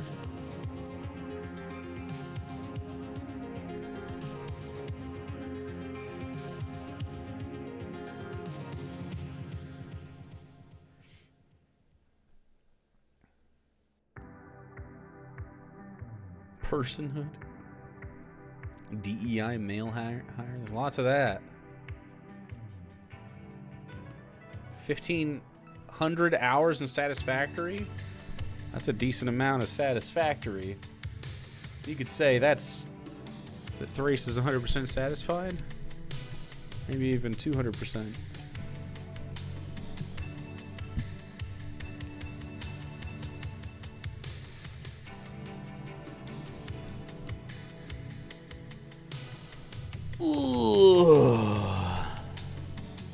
Emulate games? I used to. I had Super Nintendo and shit emulated. Some Game Boy games. Pretty fun. 7,000 hours in RimWorld? Holy shit. That's a lot of fucking hours. Must just be on every day, huh? I thought I played a lot of baseball, and over the fucking course of the 3 years, it's been on my PlayStation, which counts as playing it, whether I pause it or not, which does happen. Baseball. MLB The Show, I play the most probably of any game besides D&D. And that's like 2,000 hours maybe? And that doesn't mean I'm pressing buttons, that just means it's on the TV. Sometimes I literally turned it on and would just listen to music. And like read. 9,000 hours in Legends Arceus. What is that? What do you say? 9,000 hours in Pokemon. What's there even to do for 9,000 hours in there? Just play it over and over? Just play the same thing?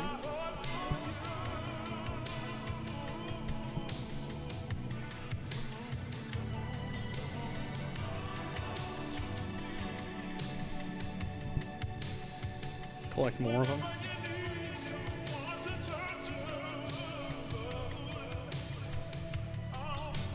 You see my stat on Roll20? Oh, I don't even. That just counts as being open now. I don't know if that just. Anyway. Sickos.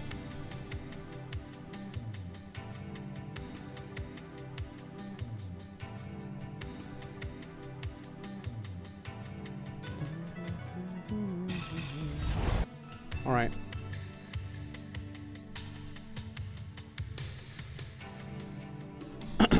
If you guys want to go over and hang out with Doodle Burb will be doing Burb stuff. You guys have an excellent rest of your night.